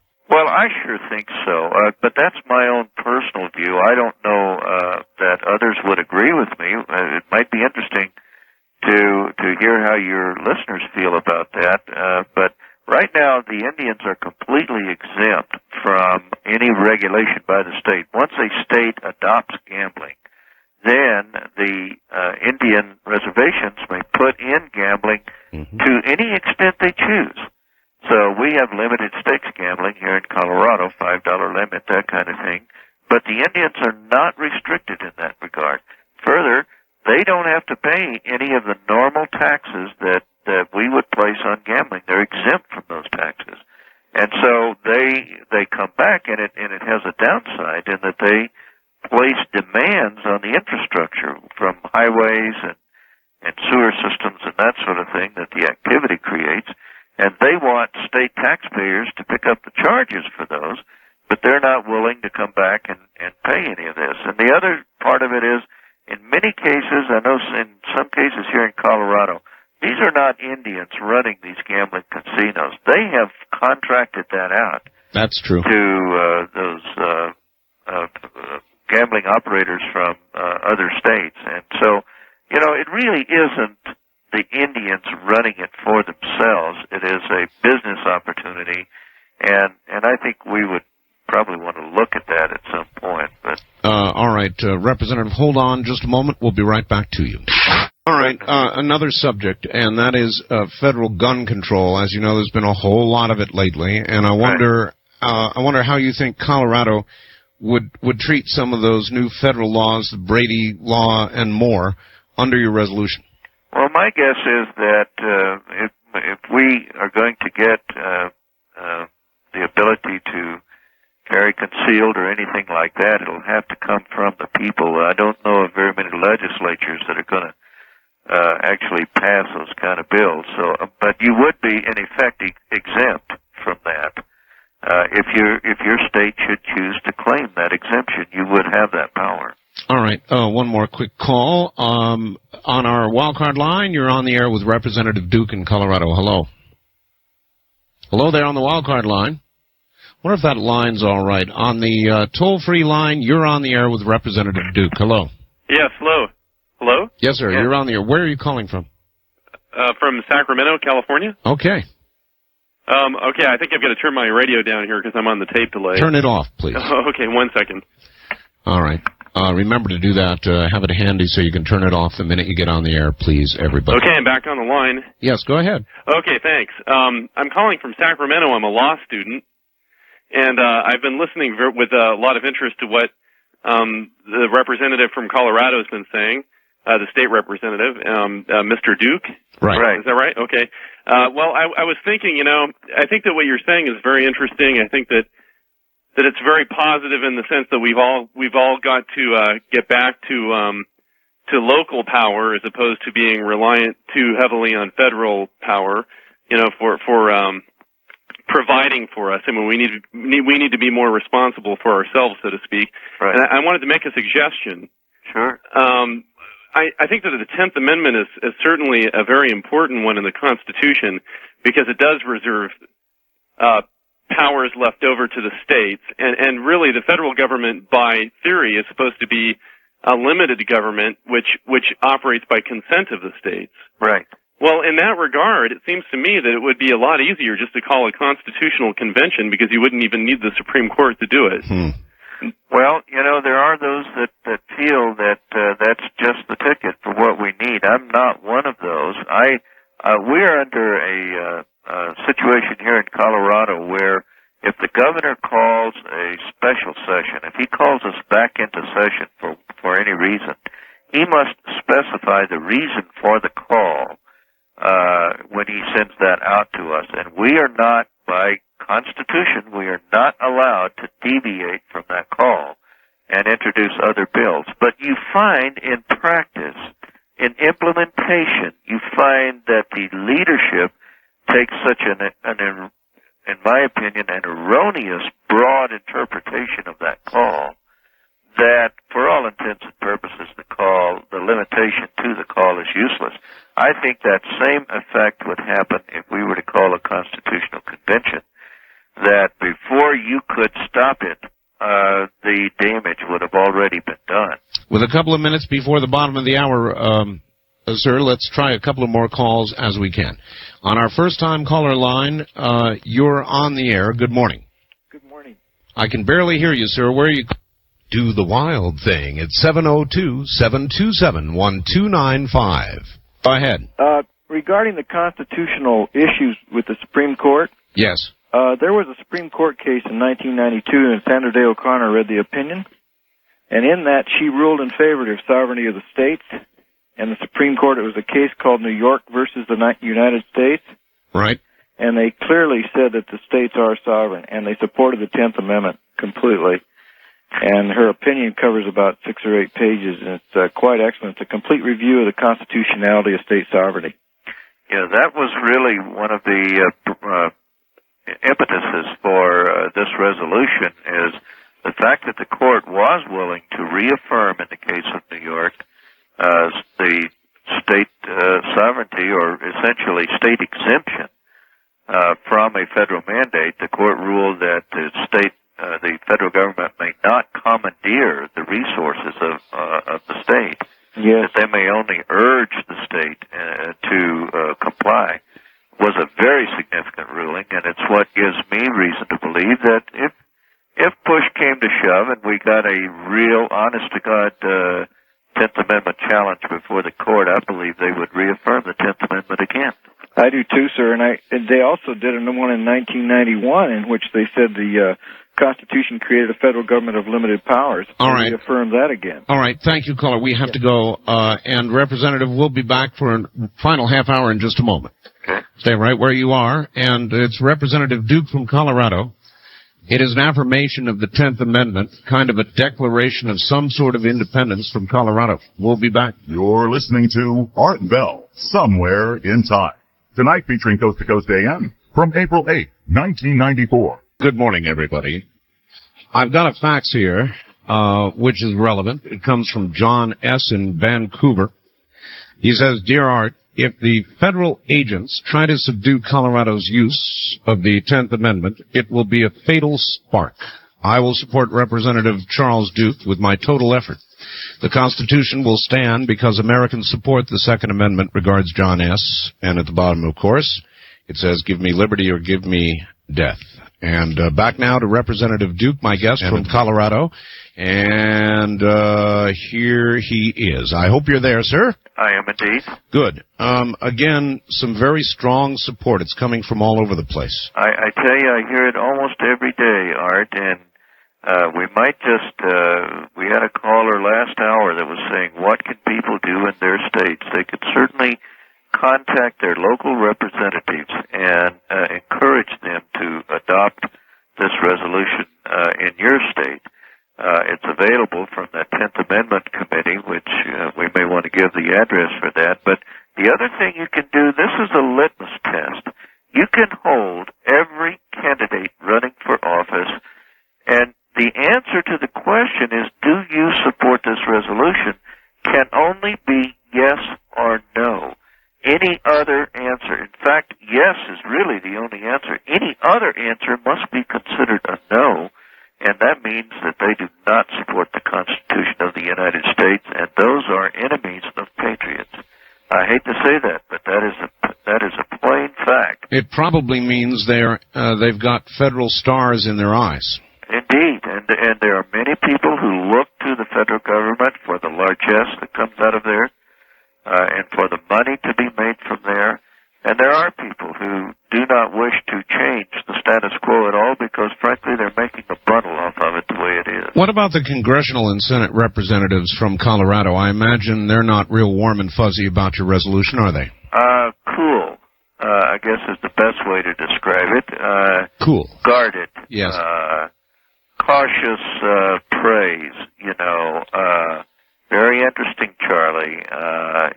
Send me a copy of it. That kind of stuff. Don't worry, they're going to get a copy as soon as the Senate passes it. I don't want any surreptitious lobbying going on in the background. A legislative process is a semi-mysterious process anyway. Yes. And I don't want any heavy lobbying coming from our senators or our representatives. They already know what it is anyway, and so I don't really need to send them a copy. But I want to send them the copy that has the embossing on it, that says this has passed the Colorado legislature and is the will of the people of Colorado speaking through its legislature. All right. Well, here's a hard question for you. You'll remember the Graham-Rudman effort, I'm sure. And right. It passed, and then nothing really happened. Is there a possibility that this could happen with your resolution? In other words, it's passed, there you have it, you've reaffirmed your right, but in fact nothing ever comes of it. Well, if Colorado is the only state to pass it, then probably something similar to Graham-Rudman is going to happen. Actually, something very significant did happen with Graham-Rudman. They moved most of the accounting off budget, and that's what was one of the great outrages of our time, I think. But in any case, we need to have other people offer this in their state legislatures as well. And as I say, I know absolutely for certain that it will be offered in California next week. I don't want to break the news for anybody, but I have reason to believe that it's going to be introduced in Pennsylvania. Oh. I am told it has already been introduced in Texas. Well, that is news. That is a little bit of news, actually. On our toll-free line, you're on the air with Representative Duke. Good morning. Yes, Art, this is Terry from Silverdale, Washington. Yes, hi, Terry. Hi. I applaud Representative Duke trying to get back our Constitution and the form it was written, and basically I wanted to say that having a constitutional convention is not what we need, and the people that are for that will probably get a more restrictive government afterwards than they have right now. Oh, I completely agree, and I think you do as well, Representative, correct? Absolutely. I think that would be a disaster. You just have to imagine the same people who are designing healthcare systems and that sort of thing are the ones who would be running that convention. And I do not trust those people, and I do not wish to give them the authority to change something that has been fairly useful for 150 years, and it's only in the last 50 years that we as the people have become complacent and allowed them to usurp it, and we don't have to do that. We can reassert it. All right, caller? Thanks a lot. All right, thank you very much. And on our first-time caller line, you're on the air with Representative Duke in Colorado. Good morning. Yeah, this is John up in Puyallup. Listen on KBI. Yes, sir. And I was just thinking here that this gentleman might be getting in kind of an unpopular situation. It might not be bad to have a whole card. I was thinking if he had a grand jury sitting in the wings ready to be convened and look under Bill Clinton and his buddies for sedition and treason based on contributing money to the United Nations and the World Bank, then they might be able to have a little better leverage. Well, I think the mind really boggles. If you think about if we could get a number of other states to go with us, then the various planning that could be done among the states to say now what we have reestablished who's in charge here. Let's see now how to remedy many of the concerns that are bothering Americans today. Mm-hmm. And I think you could see just a progress back towards what made this country great in leaps and bounds if we could get other states to adopt it. What would you say did make this country great, Representative? Oh, gosh, no doubt about it. It was the ability to make your own decisions, the ability to suffer the consequences of those decisions. And that second part we have gotten away from. I'm not sure who said it, but somebody great said our most profound right is the right to be left alone. Well, that's similar to what I was saying. It's a marvelous gift in a very special time when this country was formed, and I don't think it's reactionary at all to say let's return to some of the principles that made this country good. It's not dissimilar from someone who's in a bad state of health trying to do healthy things now in order to get yourself back healthy again. That's a good way to look at it. On our toll-free line, you're on the air. Good morning.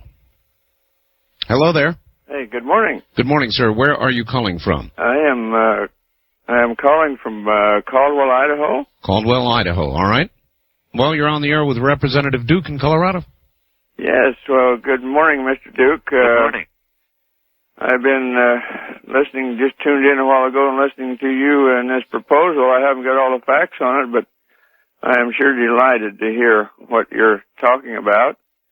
Well, I have been in touch with some people there in Colorado concerning some of these things, particularly the federal jurisdiction problem, which is a constitutional matter, and we have been listening to all these federal mandates that have been coming our way, and it seems to me like that under the federal jurisdiction proposal that they're way out of line constitutionally, and I've been wondering why some of our representatives haven't picked up an ear on this even before now. All right. Well, I hear different reactions from other representatives who are not in Colorado. Some say, oh, my God, no, I do not wish to take on the federal government. I'm not that strong. I'm not that bold, and, where's my box that I can crawl in and suck my thumb? And, I'm making fun of them a little bit, but it is not necessarily a timid thing that we do here. I think we're really trying to assert something that is very fundamental and almost primal in nature. You haven't seen any black helicopters hovering over your house, have you? Not over my house. We have a place here in Colorado called Idaho Springs that there's just numerous reports of black helicopters, and it is said that one of those concentration camps is stationed up in the mountains, accessible only by air. Wait a minute. Now you are making some news. I've heard only rumors of these concentration camps. What exactly do you know? Only the material that you get on the Patriot Network and what you hear from talk radio, and they're just saying that there is a holding camp up in the mountains that is accessible only by air in which to keep dissidents. And, no one has yet spotted it. No one has any pictures. At best, it's only a rumor right now. But, it concerns me. There's enough smoke that there has to be some fire in there somewhere. That's the way I'm beginning to feel about it. And, of course, if there is something like that, it seems to me you're a prime candidate to be one of the first occupants. Oh, I don't think they're going to do anything to me. I'm just a little state representative here in Colorado, and there's not a whole lot they can do to me. It's if I were them, there's only like 2.1 million people under armed forces right now, and I would guess conservatively there are 25 to 50 million patriots ready to step forward to defend me. I think the odds are on my side. All right, very good. I'm sure they are. And on the toll-free line, you're on the air with Representative Duke in Colorado. Hello. Art, I'm calling from Seattle, KBI. Yes, sir. Just real quickly, if you would ask Representative Duke, and maybe you could discuss with him, the idea of incorporating the term or the word specifically in powers granted to the federal government. The lack of that word specifically is what the courts use to begin to enumerate many, many powers. Yes. To themselves. The other thing is the point you were making about Representative Duke being at risk. The fellow who stood up and asked Clinton at a town meeting, have you ever heard of any country taxing itself into prosperity? Within 3 or 4 weeks of that time, he had a complete IRS audit, et cetera, et cetera. And so it's not beyond Clinton and people like him to use whatever tactics are necessary to quiet people. Well, but you see, they would hurt themselves with that kind of stuff, because I'm certainly going to make it public. I'm sure Art would be interested in any sort of harassment. He certainly would. If it comes down like that, I know a couple of other, certainly your affiliate, KNUS, would make that as public as possible. I don't think it would be very smart of them to try to harass me when all I am trying to do is honor my oath to the people who elected me. I'm trying to uphold the Constitution of the United States. Well, and if they're going to send me to jail for upholding the Constitution of the United States, then I think they have fired the fatal shot. Well, remember the troopers with what's her name, who were framed with insurance fraud? Just that kind of stuff. Yeah, be careful. I say. Well, I really appreciate your. Please your discuss caution. the term specifically, though, if you would, and I'll hang up. All right, thank you. The term specifically. Specifically, I would assume he means specifically enumerated. That's correct. I use the word enumerated because I was told that word was sufficient. When you say it is enumerated, it means there is a finite list. There is not this other list that people tend to want to place in there.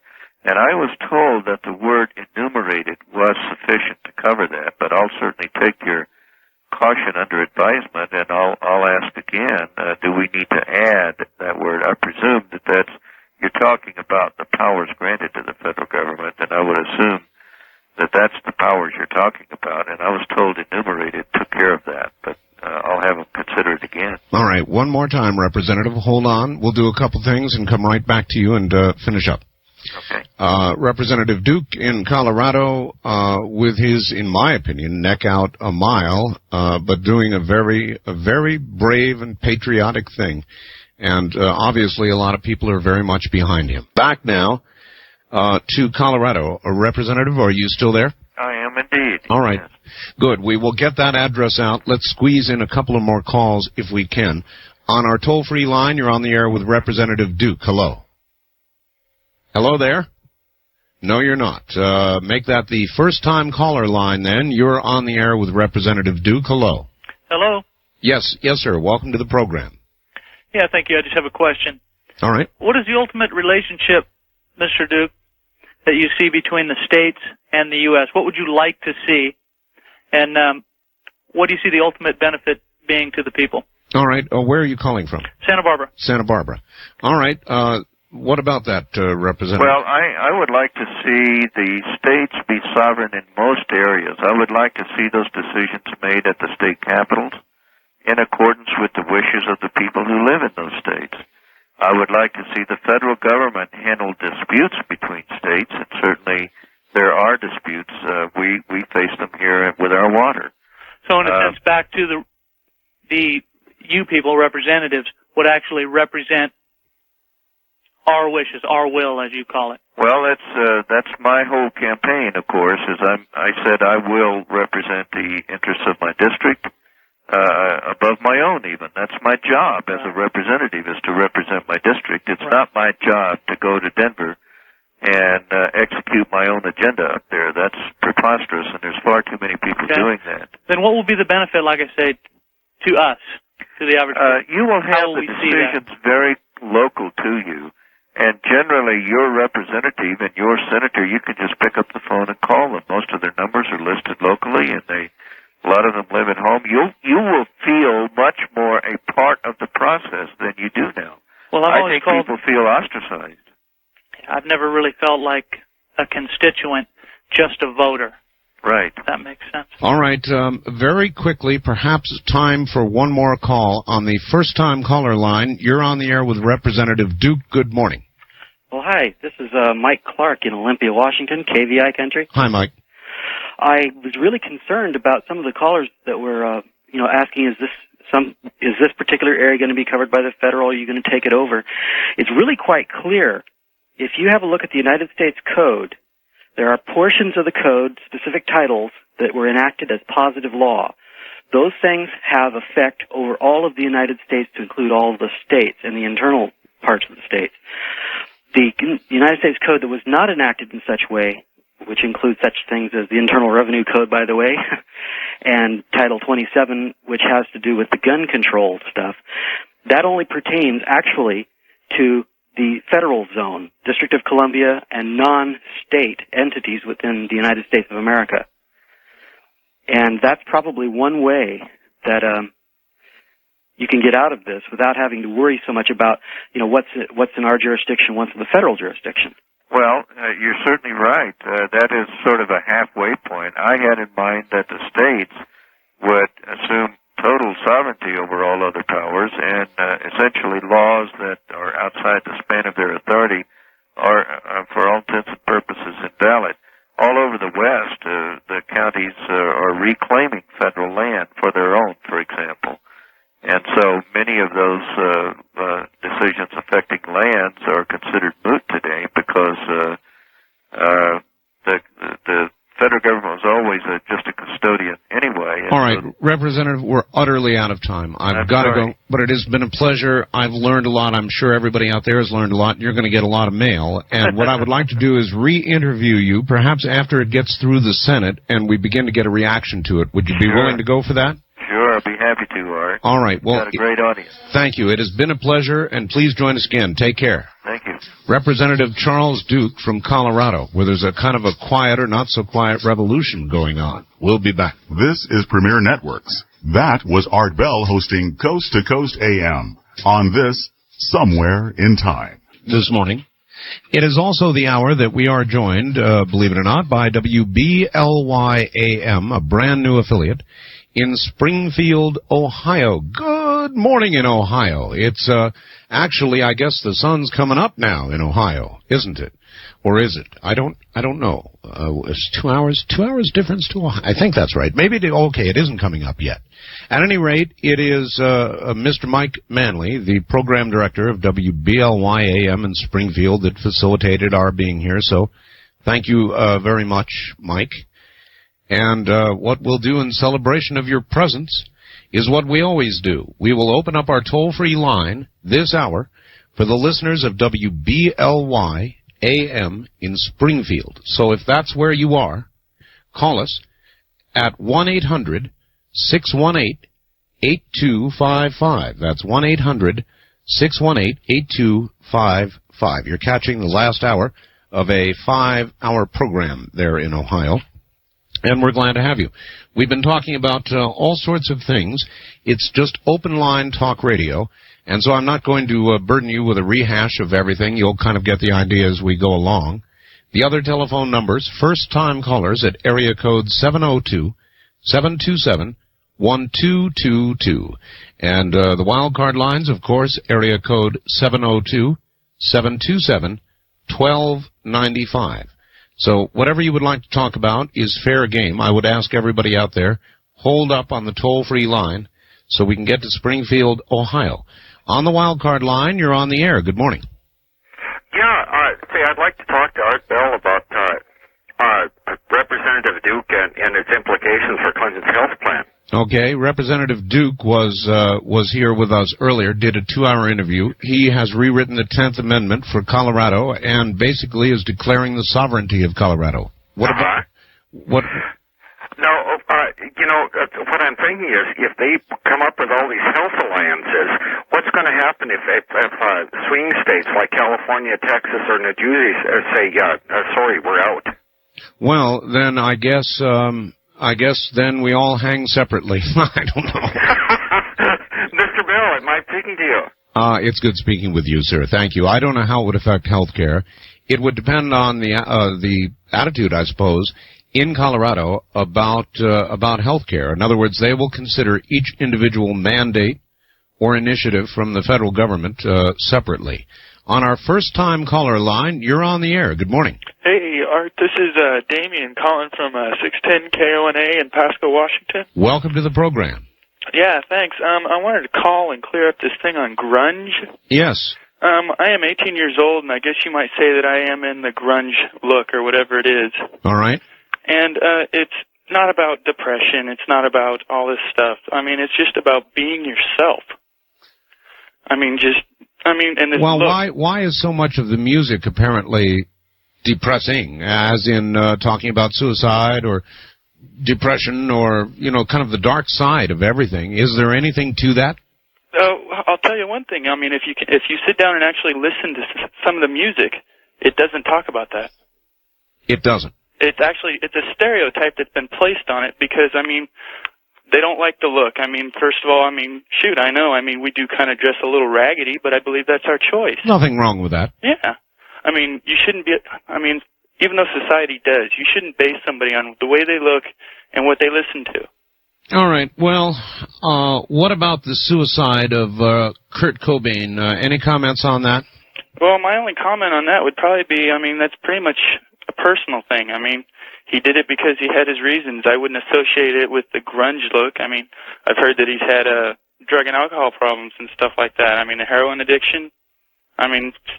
Even so, at 27 years of age, with all the money in the world and all the future in the world, something awful had to be at work to cause him to want to leave the world like that. Well, yeah, I admit that, but we don't know all the facts. Well, we don't. I just heard on the news that they say that he left a suicide note. Right. Do you think it'll be released? Well, they said so on the news that they've already released some of what it's on. And what are the They said it's mostly him saying how much he loves his wife and his kid. That doesn't make sense either. All right. Well, thank you very much. Well, that doesn't make sense either. If you're so much in love with your wife and child, why would you be so anxious to lose them? So much these days in America does not make sense to me. The suicide of Kurt Cobain, lead singer for Nirvana, and it sounds pretty grungy to me. On the toll-free line, you're on the air. Good morning. Good morning, Art. I wanted to ask you if you'd heard about the latest, I hesitate to call it a fad. It's called laser splash. No, I've not heard of it. What is it? It's where they're taking a laser beam and a microchip, and they're inserting it in the earlobe of customers, if that's what you want to call them. And what they're doing is they only gave 3 logos, Pepsi-Cola, Apple Computer, and IBM, and this laser and chip is put into your earlobe with the logo. When you go to a various store for a purchase, you get 10% off the off the retail price if you have this logo. Now, my question is, well, first of all, that's kind of scary to me, but I don't understand why they have to put a computer chip in there. They could just put a tattoo on there. I guess it's the scanning device that they're going to use on your earlobe. Now, they put a chip in your earlobe, and if you've got the chip in your earlobe, you get 10% off. Is that about right? Yes. That's dumb. It's the way it looks is they put it in a logo, like the Apple, on the Apple computer business. That's incredible. Are you sure about that? Well, it was on public radio 3 days ago. They were interviewing the young lady that had started the company in New York. Well, sounds grungy to me. Well, it sounds like it's gonna, if it takes hold, there's going to be a lot of people wearing various logos on their earlobe. But what bothers me is why don't they just put it on your shoulder? Well, then you'd have a chip on your shoulder. Yeah. Hey, where are you calling from, sir? The flagship of Phoenix, Oregon. Phoenix, Oregon. Yes. Okay. What is the flagship of Phoenix, Oregon? Medford. Medford. OKOPE. Very good. Thank you very much for the call. Then you'd have a chip on your shoulder. Chips inserted in our brains, in through our ear with 4-inch needles and all the rest of it. It's terrible stuff. Take me away in a black helicopter. All right, everybody. Now, I'm reserving away the toll-free line. Hear me now. That gentleman may have already been dialing. I'm reserving away the toll-free line for listeners of my new affiliate, WBLY.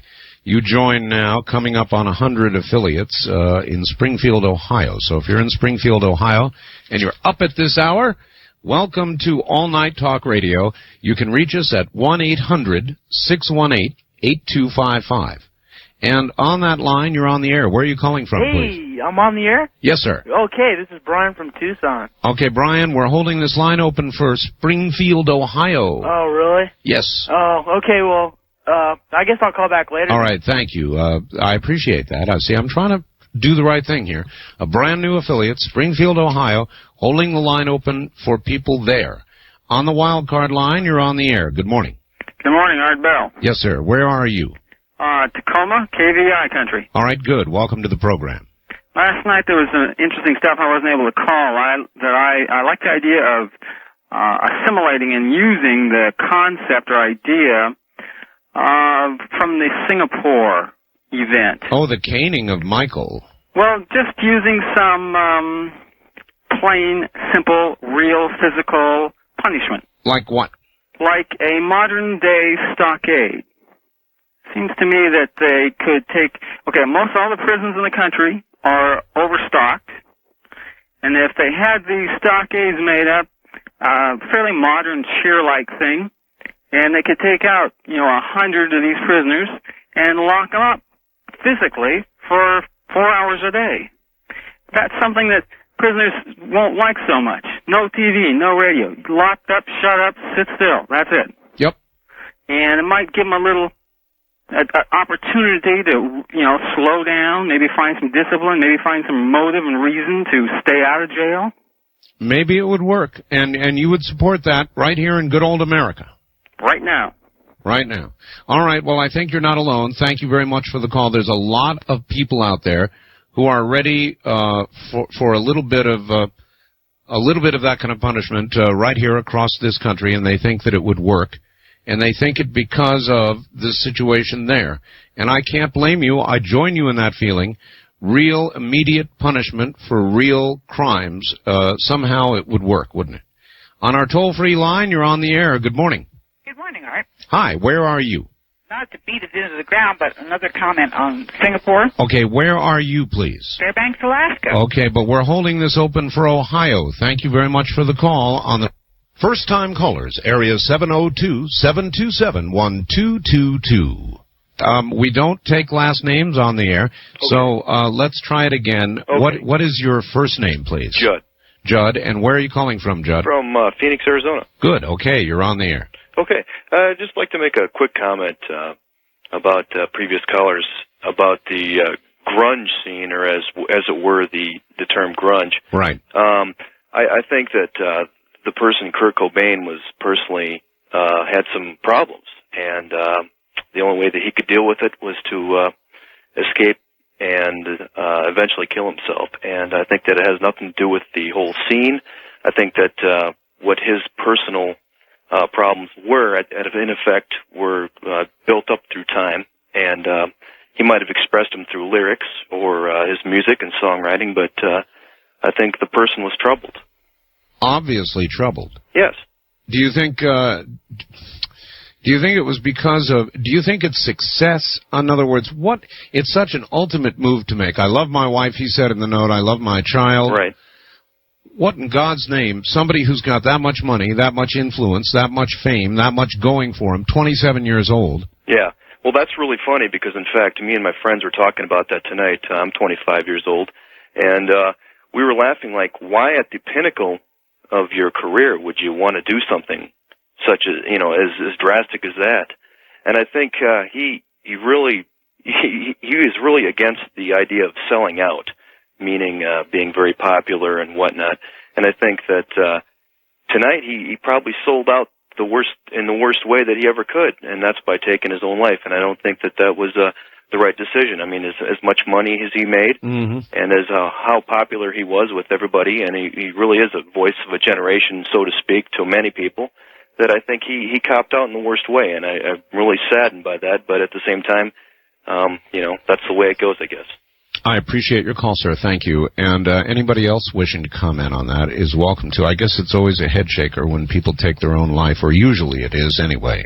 And on our wild card line, you're on the air. Good morning. Good morning, Art Bell. Hi there. Well, it's a pleasure to talk to a real patriotic American. Thank you.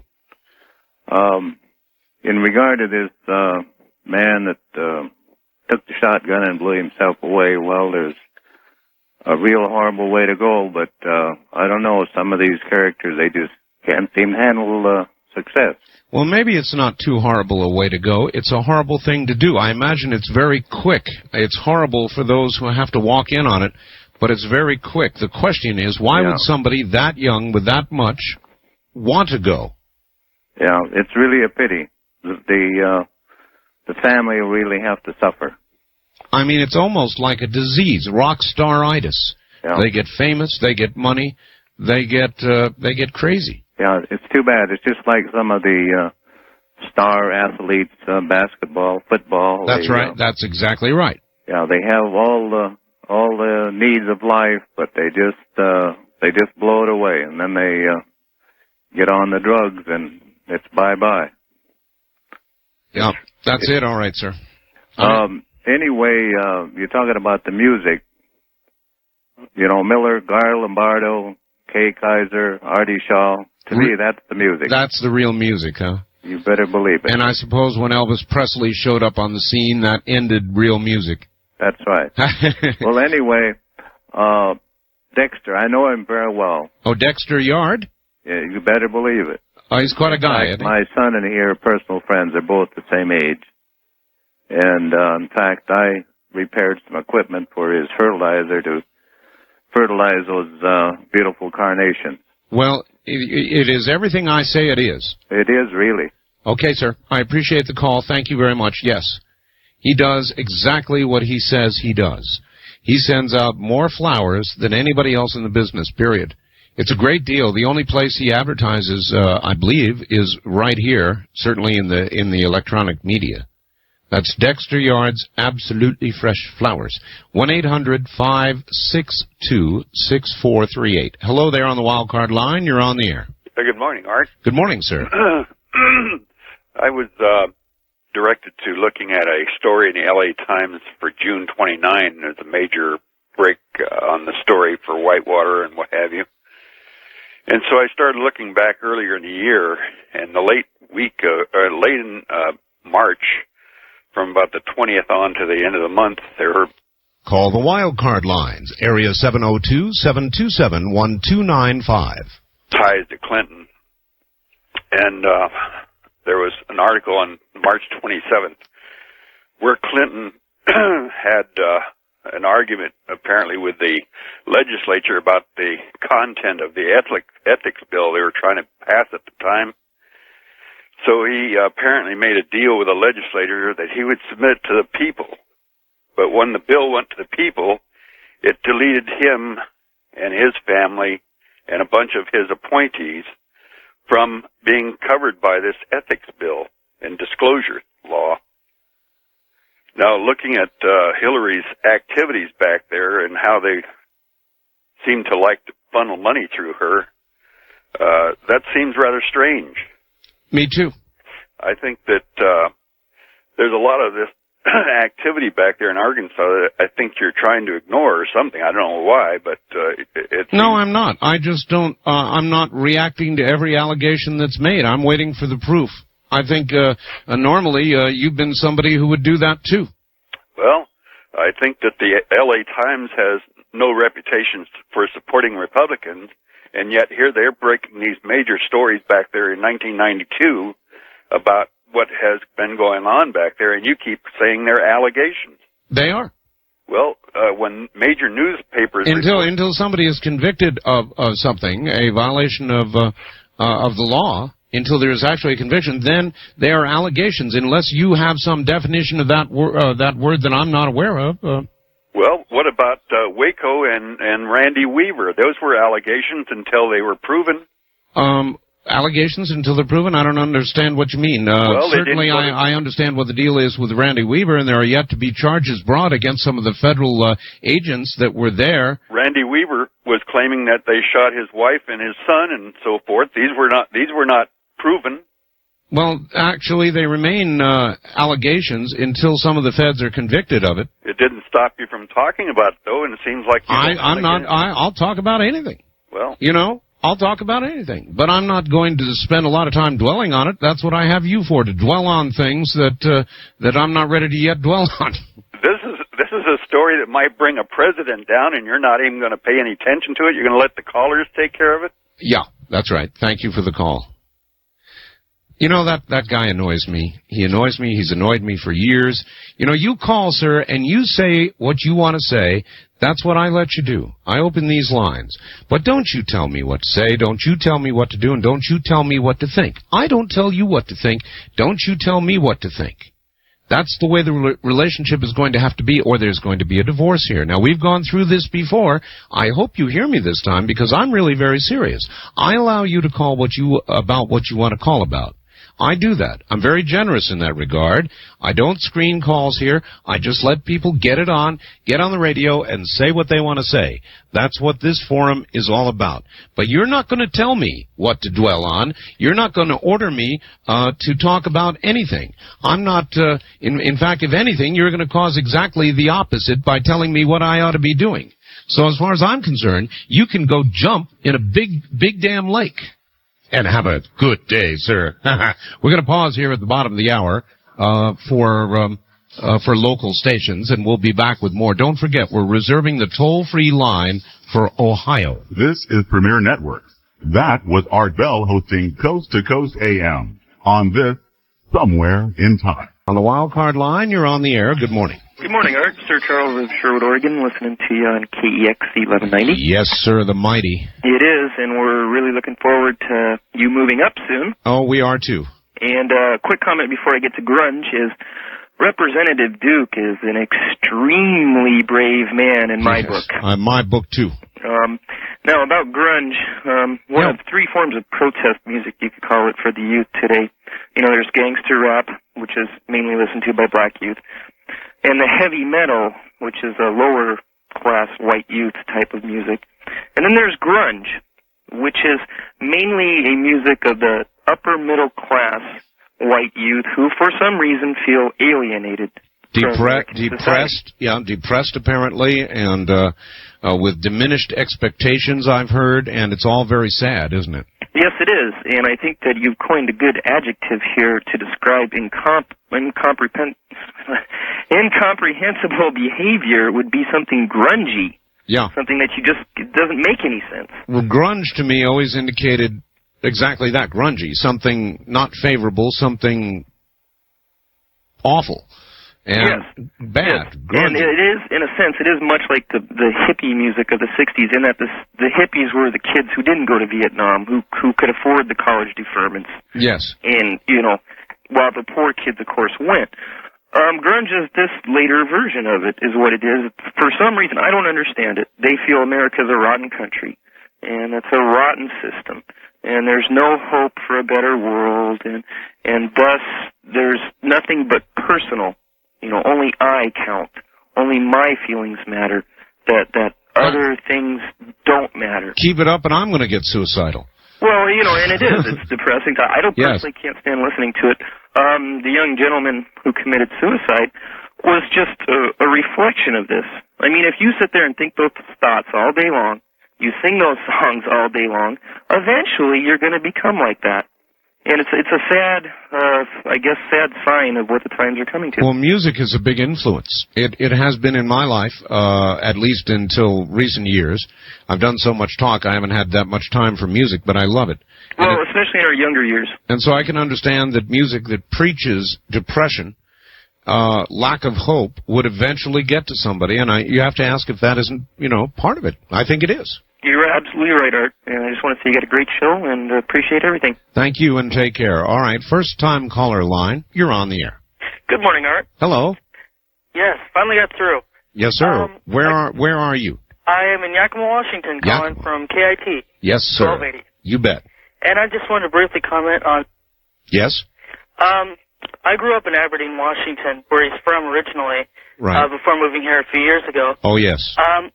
Aberdeen is a very isolated, small logging community, and Kurt Cobain's dream was always to move to the big city and become, the biggest kind of musician he can. And, he eventually escaped, and I think what happened to Kurt was he was a product of his own environment, meaning he... Like the person who reads finally ends up believing their own press clippings. Yes, sir. Exactly. He created this nirvana. He created this lifestyle that he wanted to lead, but he got what he wished for, and I think he wished for too much. Yeah, they say be careful what you wish for, eh? Absolutely. All right, sir. Well, thank you. Thanks a lot. Take care. That simple. Is it really that simple? And hello on our toll-free line. You're on the air. Oh, wait a minute. No, you're not. Let me do this and this. You're on the air now on our toll-free line. Hello. Coleman, Ohio. Coleman, Ohio. Where is Coleman, Ohio, sir? Well, he's gone. I guess he's not in Coleman, Ohio. On our wild card line, you're on the air. Hello. Yeah, Art, Texas Bob, San Jose, California. Hi there. How are you? Fine. About, salmon, I'm an avid steelhead salmon fisherman, and around my neighborhood in the South San Francisco Bay Area, we haven't seen salmon on any of the streams for probably 40, 50 years. Yeah, that's what I'm hearing. Well, now these last 2 years, we got a lot of rain. Now I live about 20 miles from the bay. As they've continued to fill up the bay keeps receding towards the north from me. We've been finding salmon in a stream probably 2-3 blocks from my house, and they keep working their way further upstream. So I'm sorry for the Northwest having our problems, but we're getting better down here. I want to thank you on behalf of musicians all over the world for spending some time, enough time anyway, to give Darren Isaacs a break that most musicians who are trying to earn their livings look for, and in most cases never find. And you've done a wonderful thing for him. Well, I hope so. His product is wonderful. He is a particular genius, and I think he's headed for Carnegie Hall. So I'm just trying to help out. Yeah. Well, he's been seen around, and a lot of people have passed on him who now will not, because he's beginning to produce some money. Which brings us to Kurt Cobain. His problem is no different than every other musician who, within a period of time, usually probably less than 6 or 8 months, goes from making no money or owing a lot of money to making millions and millions and millions of dollars. He made $20 million last year personally himself. Wow. And the problems that come with that are they're weird. They're different. they only occur to those people that make that kind of money in that short a period of time. And the kinds of things that he was facing every day are problems that I guess we would all dream to have those problems, certainly. But there's, for instance, they are things like how you can plan your personal security during the day, because all of a sudden there is no more personal life. It disappears. It's gone. And you need to have people that take care of those things. All right, sir. I've got to run. We're out of time. Thank you very much for the call. You would think, though, that kind of money could buy you privacy, isolation, and security. And why couldn't it? You say you have no more personal life. Well, I suppose in a sense you don't. But I think people can pretty much get what they go after. And with that much money, why couldn't you buy the privacy, buy the isolation, and buy the security if you wanted to? So maybe that isn't what he wanted, or maybe he couldn't do it, or maybe, as Ted Turner once said, success is kind of an empty bag. And when you get it, you're not sure what to do next. It's as though you've done it, and so where do we go now? On the toll-free line, you're on the air. Hello, where are you calling from, please? I'm calling from Yale, Washington, and good morning to you. Well, good morning to you, but we're holding this open for Ohio. Oh, I'm sorry. Well, that's all right. Thank you very much for the call, and good morning. We're trying to hold it open. It doesn't seem as though it's going to be possible, though. Well, I try that from time to time. I try and hold lines open, and then I just can't do it. If you're in Ohio, it's 1-800-618-8255. If you're not in Ohio, please give those folks a chance to get through. Let's see, there was something else on my mind. Oh, somebody called and wanted our bulletin board number. We do have a computer bulletin board. And if you have a modem and a computer and you're so inclined, it is area code 702-727-7091. Let me give that again, area code 702-727-7091. On our second wildcard line, you're on the air. Hello. Hello there? No, you're not. On the third wildcard line, you're on the air. Good morning. Good morning. How are you, Art? Just fine, sir. Where are you? Well, I'm still in the state of Oregon. Okay. This is Martin. Okay. And once again, it's been sort of a little trouble getting a break here. Apparently, I sent a letter off to Clinton, and what they've decided to do is let these Serbs start their torturing. It's been all over the TV. And the other part of the Serbs are starting their torturing, murdering, and raping. Now, what the Clinton administration has done, and once again, it's going to be the only one, I'm going to be the only one that's wanting to have these airstrikes onto the Serbs. What I guess the people of America are doing is deciding that these children and things like that, these women and stuff like that, you know, they have no kind of military kind of value. So when Clinton goes into church, I heard he's been going to church, and what he should do is this is like a sacrifice. You see, the United States, every time I turn on the TV, there's some kind of man or woman which wants to fight a military combat mission. I'm not talking about landing troops there. But you see, I watched a thing on TV the other night about the Holocaust with the boxcars and stuff like that. This is basically what's happening. It just hasn't changed. You see, I don't know, it's all these radio talk shows that I listen to, nobody seems to care about these children and women and stuff like that was being murdered and tortured and raped by the Serbs. Now, if we allow this to happen, as I mentioned, I don't know, no one would hear this, the Serbs are connected to Syria, which is connected to a whole military regime. All right, sir, we've got to hold it there. We're out of time. But listen to me. It's not that people don't care, and I think it's in a lot of ways wrong for you to make that accusation. People do care. People care about strife and hunger and war around the world where it's occurring. I think it's just that a lot of Americans feel that it is not our position, as in ordering our youth, our young people, to shed their blood for somebody else's civil war. And that's exactly what it is, somebody else's civil war. I'm not even sure that the intervention in Sarajevo was proper, and what's going on in Grozny right now and some other areas is awful. It's terrible. I admit that. But at the end of the day, after I've sat down and I've thought about it very carefully, it's not worth sending our young people to die for. And I have not yet heard you ever make that case. On our toll-free line, you're on the air. Good morning. Where are you calling from, please? Springfield. Springfield, Ohio. Well, all right.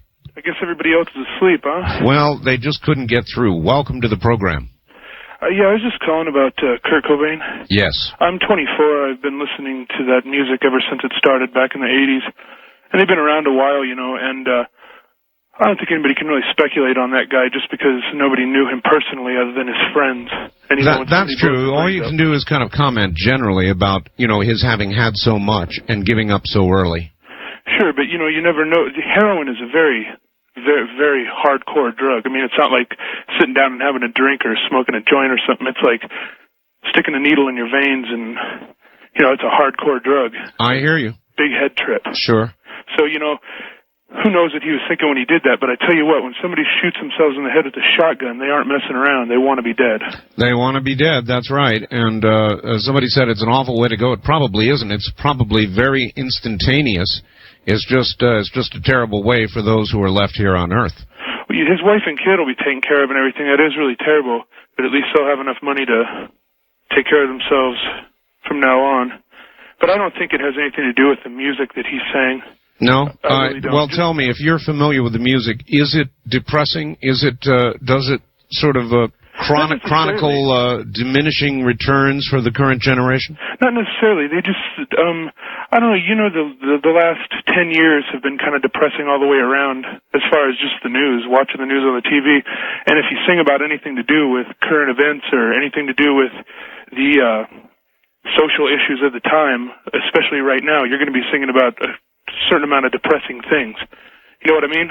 I guess to sing about today is to sing about some depressing stuff, yeah. Certainly, and so I don't think it should be labeled necessarily depressing or driving people to suicide, because every type of music has had to go through that since, you know, the 70s when they tried to pin suicides on people like Judas Priest and Ozzy Osbourne when he was by himself, and Black Sabbath when Ozzy Osbourne was just sang for Black Sabbath. They were all, you know, they've all been taken to court and everything. Yeah, it is a rock star disease, though, isn't it? Yeah, certainly.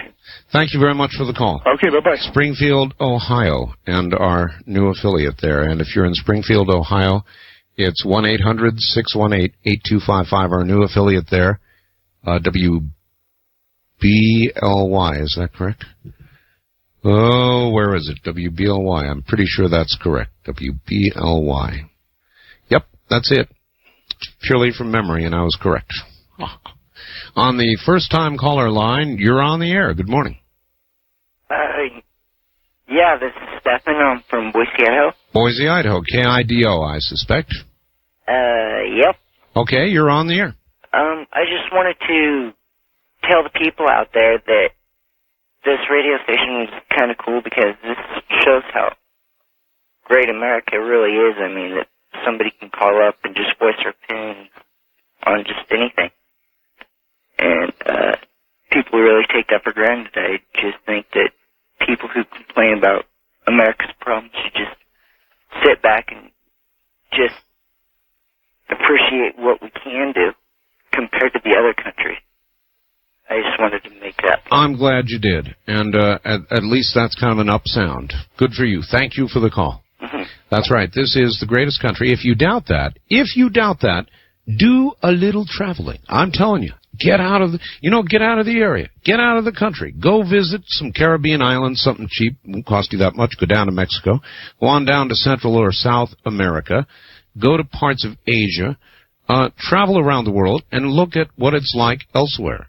You'll reconsider losing what we have here, I think. On the toll-free line, you're on the air. Good morning. How you doing? Okay, sir. Where are you? I'm in Madison, Wisconsin. Madison, Wisconsin. Well, I'm holding this open for Ohio, so thank you for the call. It's hard, but I'm trying. We're holding that line for Ohio until the top of the hour. On the wild card line, you're on the air. Good morning. Yeah, I was calling about the Mr. Duke, the Representative Duke you had on there. Yes. I was so glad to hear somebody like him finally coming forward like that. And I kind of wanted to tie it in with the Chicago thing they had going there. All right, I want to ask you a question. When you call, you've always got a lot of noise in the background. What is that? I work in a sawmill. Oh, that would do it. Yeah, I have saws and everything going here. The thing about the Chicago, where they tried to give up their constitutional rights there, and I was glad to hear there was a judge that had enough sense to realize that they shouldn't do that. Well, they didn't. The judge, but I'll tell you something. The Chicago Public Housing Authority is now saying they're going to go ahead with the searches anyway. Well, I hope if they do that they're brought up on charges for going against the Constitution. This is very serious. The idea to give up your constitutional rights for something that is so temporary in the first place, because when they get in the court system anyway, they'll be back out on the street again. So what good is it going to do them? Oh, that's a good point. And they're going to give up a constitutional right for that? I mean, that seems pretty ridiculous to me. And to me as well, sir. Thank you very much for the call. White City, Oregon, on the toll-free line. You're on the air. Good morning. Yes. Hello, sir. Turn your radio off, please. And tell us where you're calling from. Rampart, Alaska. Okay, well, thank you for the call, but we're holding that open for Hawaii. On the wild card line, you're on the air. Hello. Good morning, Art. Good morning. I'm from Bakersfield here. KNZR in Bakersfield. I'm so glad that I got on before you go off the air. I want to talk about Kurt Cobain. Yes. No, none of his lyrics, as far as I know, really ever reflected any type of suicidal message. I do have to say that when their first commercial success album came out, it played kind of an important role in my life, although it sounds strange.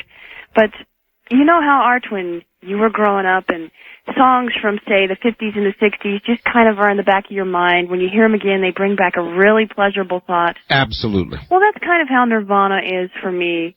And it was kind of sad to see another one go, another sort of rock star go. I agree. And a couple of songs in Nirvana I really like, although they really don't have probably any, you couldn't really understand the meaning if you tried to find it. They do have a lot of meaning to me. It's a shame. I think that Kurt Cobain should be, if he's going to be hailed as some type of death rock star, he should be put down in the book of what not to do. I guess that's right. It is a disease, though, and so many of our great artists have gone that way. It's sad. It's just very sad, and I'm sad for you. I don't share the, I wasn't a fan of his or Nirvana, but I share your loss, and I understand it. And I've got to go because I'm almost out of time here.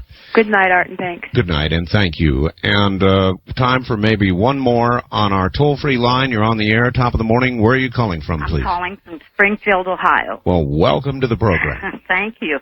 And I'm Hazel. And we're very glad to have you coming to Springfield, Ohio, WBLY. Thank you. And I'm an early riser, a senior citizen, and I agree with your comments completely. Thank you very much. Well, thank you, ma'am, and thank all of you. We're now out of time. Utterly and completely out of time.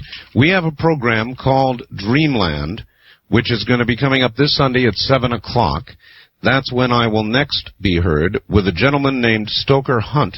It'll be a fascinating program called Ouija, the Most Dangerous Game, or he's written a book called Ouija, the Most Dangerous Game, and it is a pretty significant subject.